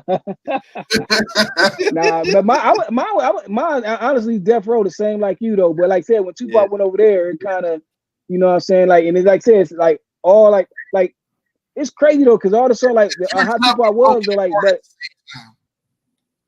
Tupac turned up Death Row and broke Death Row apart at the same time. Yeah. Because like I said, Death Row, like I said, but the way like me, like more so if it's all this slow cuts though, but I can play those over and over again though. You know what I'm saying? But like when he went to Death Row, man, the way they made him though, man, it kind of just make you mad though, man. Yeah. Damn, Death Row. I might be with y'all on it. Don't get me wrong. But who'll be your second? Huh? Who will be your second if it's my second? My second would be man, I'm trying to think. Man, who was because I was a Nelly fan all day. Who was Nelly up under? Oh no, they were under independent label. They were signed. See, that's what I said. See, it's independent. See, me, I was more, man, I used to love some Nelly, man. Nelly's under RCA. Yeah. Yeah, Jamar, like I used to play Nelly like crazy. Who your second, Jamar? Huh? Who your second? If Death Row number one? Oh, that Nelly deal. Okay, so right. The correct answer is to probably go Def Jam, only because of the lineage, the history, because of the fact of Method Man. You're not even a Method Man fan. But I respect him. Method Man and the originator of what we call rappers GOATs, LL Cool J, because he's the one who sat there and made that popular. And of course, there's the Fat Boys, and me and my bro used to watch that movie over and over and over again when they played orderlies or whatever the case. Facts. That was the shit. Yeah. So, but Bad Boy played a huge part because it was like you couldn't deny it. Even though I was you did have that Black Rob CD. Yeah. Even though I was a West Coast fan, man, it was just like Puff knew how to put together an album. Yeah. And he did. You can't even lie. He definitely did, man. Records put out a lot of artists too. But then if I'm being fair, I just stuck in my thing. You always also have Aftermath, which did give you Dr. Dre, which is Dr. Dre, but you also got Eminem. You also got The Game. You also got 50 Cent. You also got that's a good one. Aftermath, a great one.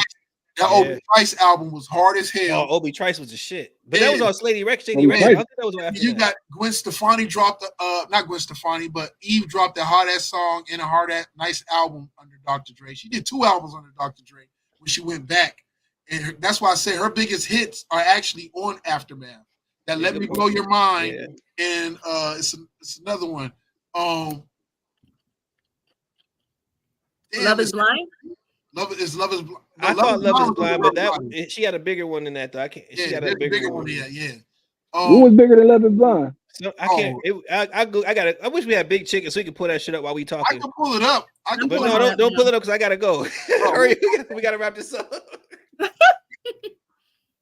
All right, but so about 5 minutes before I pull the plug. All right, my bad. Nigga, we've been at this for 2 hours. Like, I got folks waiting on me. I'm like, the Satisfaction. I think it was Satisfaction, and then Tambourine actually was pretty. I thought Tambourine was the high, one of the highest. Her and Let Me Blow Your Mind. Let Me Blow Your Mind with Gwen Stefani was her biggest one. Okay, I forgot all about that one. You're right. Yeah. She had some hits, man. She had some hits. Yeah. So, I mean, it's dope. So, I mean, Aftermath played a big part. Like I said, it had a lot of. It's hard, man. So I'm gonna go. Y'all about to get mad at me. What'd you say? I said y'all about to get mad at me. Can I say something real quick? I'm gonna have to go with Bad Boys too, and you know why? Because when I think about Bad Boys, and even though they weren't the most fear label, but I like how Puff, he influenced a lot of people in the industry to make it big and get money like him. And one of my favorite people was Nipsey Hussle. And even though Nipsey was pretty much independent, Puff helped influence him to get to that level.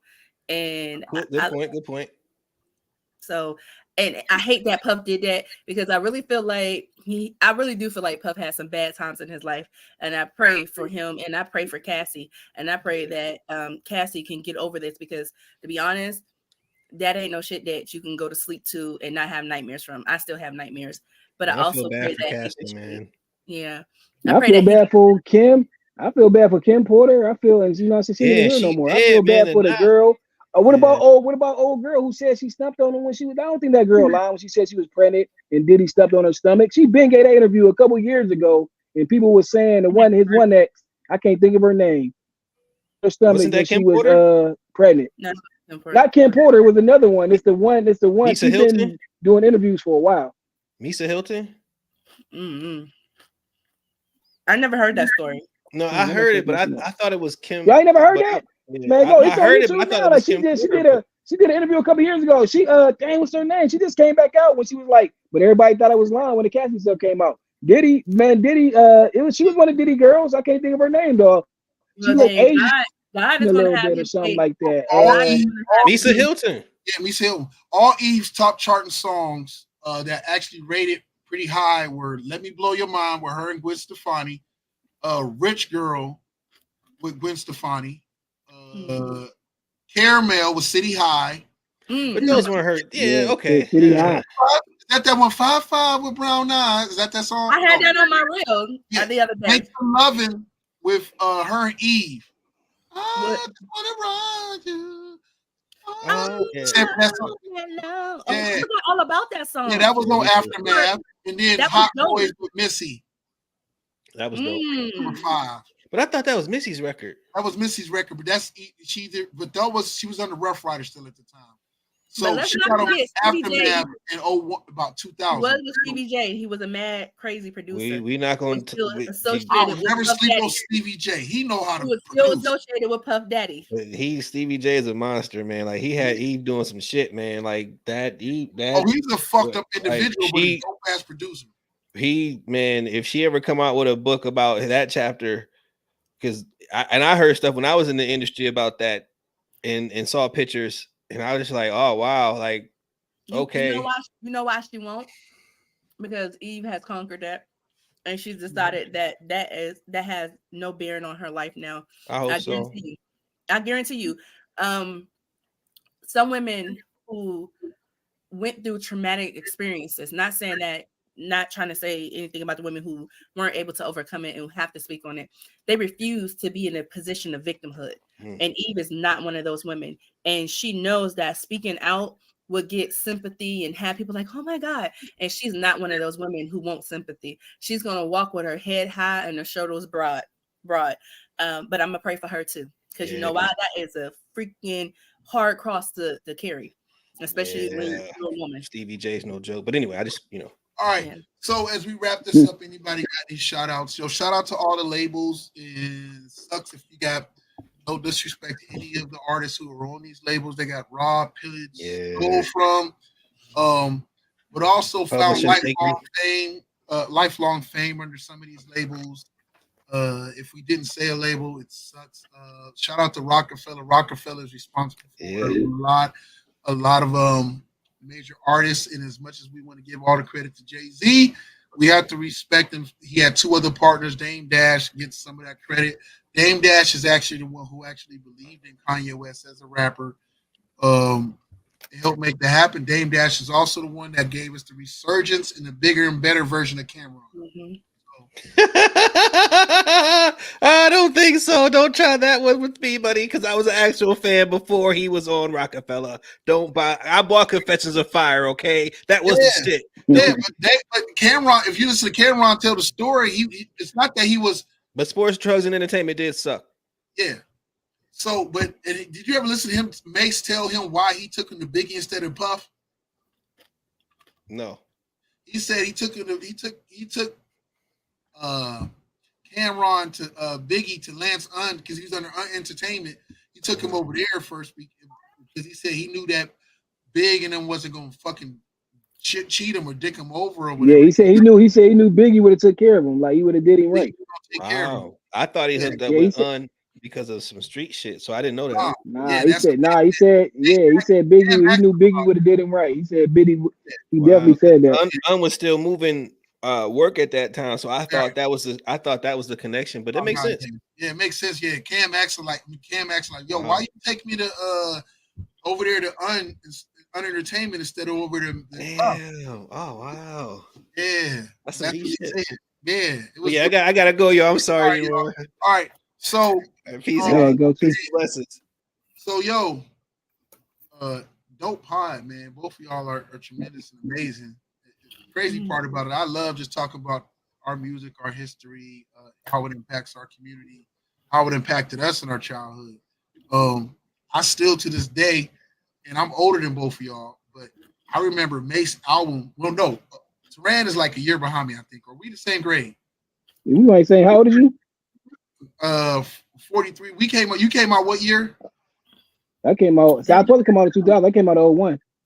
Okay, so yeah. I got held back. I got held back in third. So I didn't say really. I'm 42. So, but came out in 01. I supposed to come out in 2000. That Mace album was one of the hardest things I heard. That's why I always have love for Bad Boy, because like the Biggie albums, that Mace album, and then his R&B albums, like 112 albums, was hard as hell back then. Bro, hard. He was the Peaches and Cream. I get Diddy. You got to get Diddy. I mean, you got to get Diddy his props though. He did his thing with the artists. Like, I mean, he might have, you know what I'm saying. You hear the stories now, but he did what he did to pull the best out of him though. I pray that he finds some type of change in his life. And it's gonna be hard though, because you hear like he been bad. He been bad for a while though. You know, even though he been making hits. That's hard, man. I pray that he does right by his victims. Yeah, I keep hearing people say that last album he put out was actually good. Are you talking about the one he's singing? Because honestly, because Diddy, all this, we wouldn't know all this stuff though if Diddy would have just left Cassie alone though. Honestly, like man, it was so much stuff came out with him, even making that album though, like the song about it and everything else. When that died, they said he was whooping on her too, and being who? That needed to come out. That needed to come out. You know, I know. I'm happy it did. I'm happy it came out. But what I'm saying, he kept poking the bear, man. He kept poking the bear, man. Even when he would write stuff after her kids, after her kids, all that, man. Yeah, he didn't pay Cassie yet. That's why they leaked it. He didn't pay Cassie yet. Like they made an agreement. But like you said, I'm happy though, because like you said, he need to find himself, man, if he can. Like I don't know if he can, but he really do need to, man. He been now we don't know because we don't know him, but when you hear stories, man, I know some people lie, man, but a lot of these people not lying, like the staff and all that. They just was scared to say something, man. Dude been a monster for a long time, especially the way he, like when you hear how he was talking to women, like you know what I'm saying. It's like you see it, man. The only story I don't believe is this white girl who came out and said that he drugged her and she kept all her clothes from 7 or 10 years ago. Yeah, I seen that one. Yeah, I seen that one. If that was a true thing and you had that evidence, you would have went to the police. I'm sorry. Alora, do you believe? You can't say that though. You can't say they would go though, man. People don't be going. You believe Lil Kim tells a story about for him to do that and you go right back and then you kept going back and you weren't dating him? That's for me. I can understand Cassie going back. They was in a full-fledged relationship. Kim Porter, full-fledged relationship. So let me ask you this: do you think people can be raped if they with somebody? Like, say if you with somebody, you think that person still can rape them? Yeah. Like if that person your boy, that's what that's what I'm saying. So it could be nice where you don't want it or this and that, and they could be high.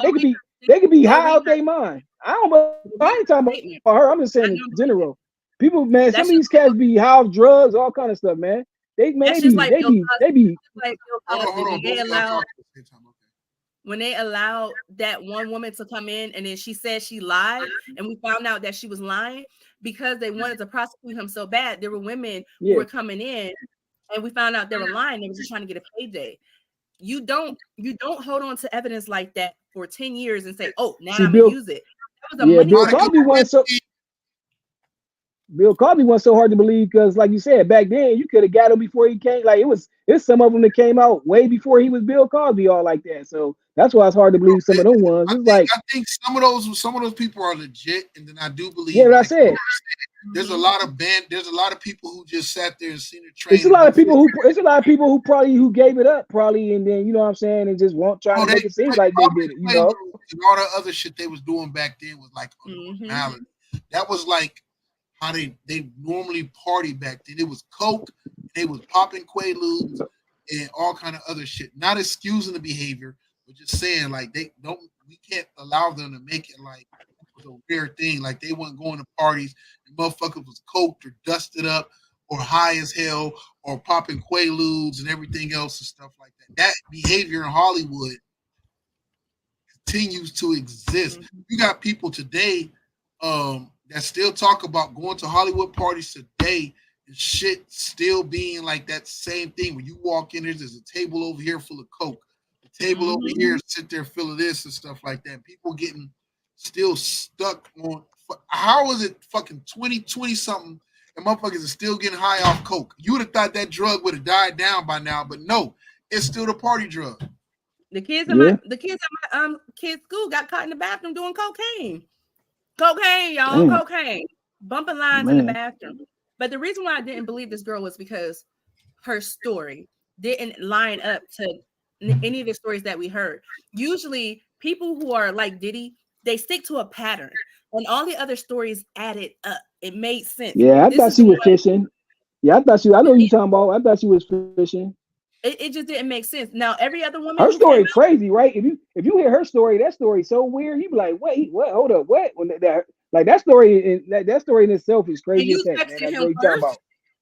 Yeah, that story crazy as heck. Hey, so let me ask you this: do you believe the story when Lil Kim tells a story about when Biggie got pissed off at her because she didn't want to rap? She was mad at him for fucking, I think, Charlie Baltimore or something like that. She and then he sat there and had her in the studio and made her open her mouth and he put a fucking gun in her mouth. I do. I believe that. Yeah. Oh yeah. I definitely believe that. That's believable.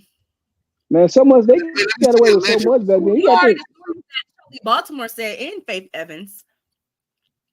And here it is. These three women don't even like each other. Did y'all listen to the one? Yeah, did y'all listen to the old girl who got shot in the club back when Sean got locked up? Yeah. Back in the day, I ain't recently heard it yet. No, recently. Go listen to her now. She's 53. Go listen to her. Man, Sean just sat there and said, she's not trying to get no man. She's not lying, man. That girl ain't lying.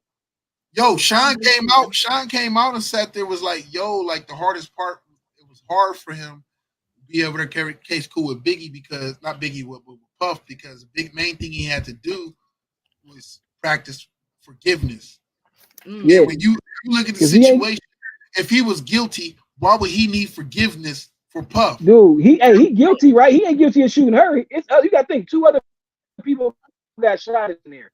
Like you got to think Diddy and him was shooting in there allegedly. Allegedly, you know what I'm saying? Him, no, it was 3 people. Diddy, him, and the one, I can't think of the one dude that was with him. It was 3 of them and J-Lo in the car together, put it like that. You know what I'm saying? So 3 of them. The old girl, you know what I'm saying? Old girl, she's not gonna lie about who she's seeing, you know what I'm saying? At the end of the day, you know what I'm saying? She's been giving the same story, ain't changed nothing up since day one. And then she was threatened, she had to leave, you know what I'm saying? You know, it's like she's like, man, that lady not lying. You know what I'm saying? Like, and she was well known. Her and Sean was crazy. Her and Sean was cool though. Old girl, you know what I'm saying? She was a singer writer, you know what I'm saying? So she was never really went out. But Jaguar been saying this shit though. She was saying this stuff back That in the right. day. Nobody She said some off the wall stuff though, but she be saying some off the wall stuff too though, but most of the stuff be true. Yeah. So it's like we don't know what type of drugs they had that girl on. And even though I know, you can tell she been crazy people speak the truth. Yeah. Yeah, you right. Anybody got anything they want to shout out before we go ahead and in this? Oh, wait. Let me do this real quick. I suck. I didn't get to do it before. Where's it at? I'm on the wrong thing.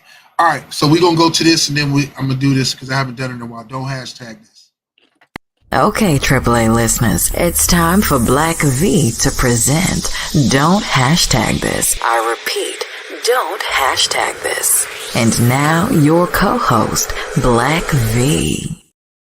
Don't hashtag this for this episode is going to be don't hashtag soft guy era. Listen, it's okay if you a little sensitive or you a little feminine or you in touch with your feminine side or you more of a softer guy. But this whole soft guy era, this whole hashtag soft guy era, hell nah. Listen, be you. You don't need a hashtag. You don't need a label. Just be you. Be original and authentic. Not every man's gonna be your macho man. Not every man's gonna be this over-exceeding and machismo or let me go prove myself. Just like every man don't need to be a soft guy or trying to follow a trend. Every man don't need to be this macho guy or just let me go and prove it and whatnot. There are plenty men. I got a brother on here who don't run around trying to be no super hard guy. And he's a super dope, tough, real ass father, and he knows how to take care of his daughters in the right way, as well as he knows how to raise his son to be tough. So I'm sitting there giving a shout out to Teran, because Teran ain't running around here talking about he's soft guy era. He knows how to put on certain things for certain events and be himself. So you gotta have that. Just like Allura husband don't run around try to be this super macho machismo tough guy for his sons and then put on this whole thing. No. That's soft guy era shit. Get that shit out of here, man. Listen, if you be you, but we're not hashtagging that shit. We're not trending that shit. We're not trying to make it like it's the latest thing. We're not trying to create no beta man, as well as we're not trying to force no men who aren't alphas to be alphas. Be you. Find the person who fits you best, that works with you, so you can build something sustainable and last instead of chasing trends. So again, don't hashtag soft guy era. That's for suckers. I have a question. Can we hashtag if Stevie J has any sex tapes? Because if they do, send them my way. He got one with Eve that's out there. I need one. Because you said he was you want that beefcake? What do you call it? That beefcake? you know what I'm saying? I got to do a chalk shit. You know what I'm saying? You said he was an animal. Well, give me that man. Man, you see that video when he in the bath? Hey, when you see that video with him in the bathroom, defending Diddy though, when him and 50 Cent was going at it, man, he looked a little suspect, man. That video silly as heck, man. Oh, that video looks silly, man. That video is silly as heck, man. That dude got some sugar. Since that video Diddy came out, he ain't saying nothing. You know a lot of them dudes like to get pegged, man. Yeah. If he likes to get pegged, he's my type. Send him my way. Okay. I'm gonna leave it on that. I'm gonna leave Laura, shout out your podcast. Turn to look at me like, the fuck you talking about? Laura, shout out your podcast, man. My podcast is the Alluring Hour podcast with your girl Allura D, and I also have a podcast called Steamy Stories with Allura Z. If you want to hear a little bit of steamy talk, then check me out, because we will be back with new episodes, and they will be steamy and have you hot, ready, and bothered. Don't play with me. Hey, Yeah, I can't be. Teran. Yeah, I can't be on that. Hey, Teran. Tell them where to Huh? find you at on Wednesdays, man. Hey man, y'all can find me AAA Sports, 8 p.m. Check y'all boy out. We be doing our thing on there. Want to Shout give a out to shout out. hey, Oh yeah, you know what I'm saying, DJ. That's my guy, man. Family. We gotta get this podcast together though, man. We got to do something, man. We got to be on more than one. The people want to hear us. The people want to see us. We got to do something, man. you For gotta do real. something. Let's get Shout to out work. Big Let's get to Chicken. work. Shout out Miguel. Shout out C5. Shout out Red. Reg. Shout out D80 again. Shout out the whole crew, man. I know I'm missing somebody. But shout out to Teran, man. He's a dope partner to work with. And he's always live. And he always got the crazy stories. He's the MVP of the church league, 4 years running. Oh yeah. He would have had it 5 years in a row, but Deacon Riley cheated him out of that one and rigged the voting. So shout out to Teran, man. That dude is a real one. And shout out to you, Lord. Thank you for coming on. God bless y'all. Oh yeah, shout out to homegirl CL. Shout out Annie. Shout out Queens with Attitude. I love y'all. Miss y'all. I swear we got to do a reunion show. Shout out to Nikki, Mo, God damn it, Annie, CL. Kiki. Kiki will kick my ass. I almost forgot Kiki. I'm about to say Kiki about to bust you right in your head. In my head. I'm scared of Kiki. Kiki's silly, man. Oh yeah, Kiki, my girl. She's silly as heck, man. I know. She probably supposed to be doing comedy somewhere, man. If she can do it over, she'll probably be on a stage somewhere. If she can do it over, I know she'll be a comedian all day. There's no way she wouldn't be. I love her because what you see is what you motherfucking That's get. what I'm saying. She one of those comedians. Like she's speaking her mind, so like she's perfect for it, man. Like I know she'll do it. If she can go back, she'd have been perfect for that, man. Yep. That's what I see all day, man. She a real one, man. Love her to death. So I want to thank everybody for tuning in. God bless y'all and God bless y'all, man. God bless y'all. Good night. See y'all.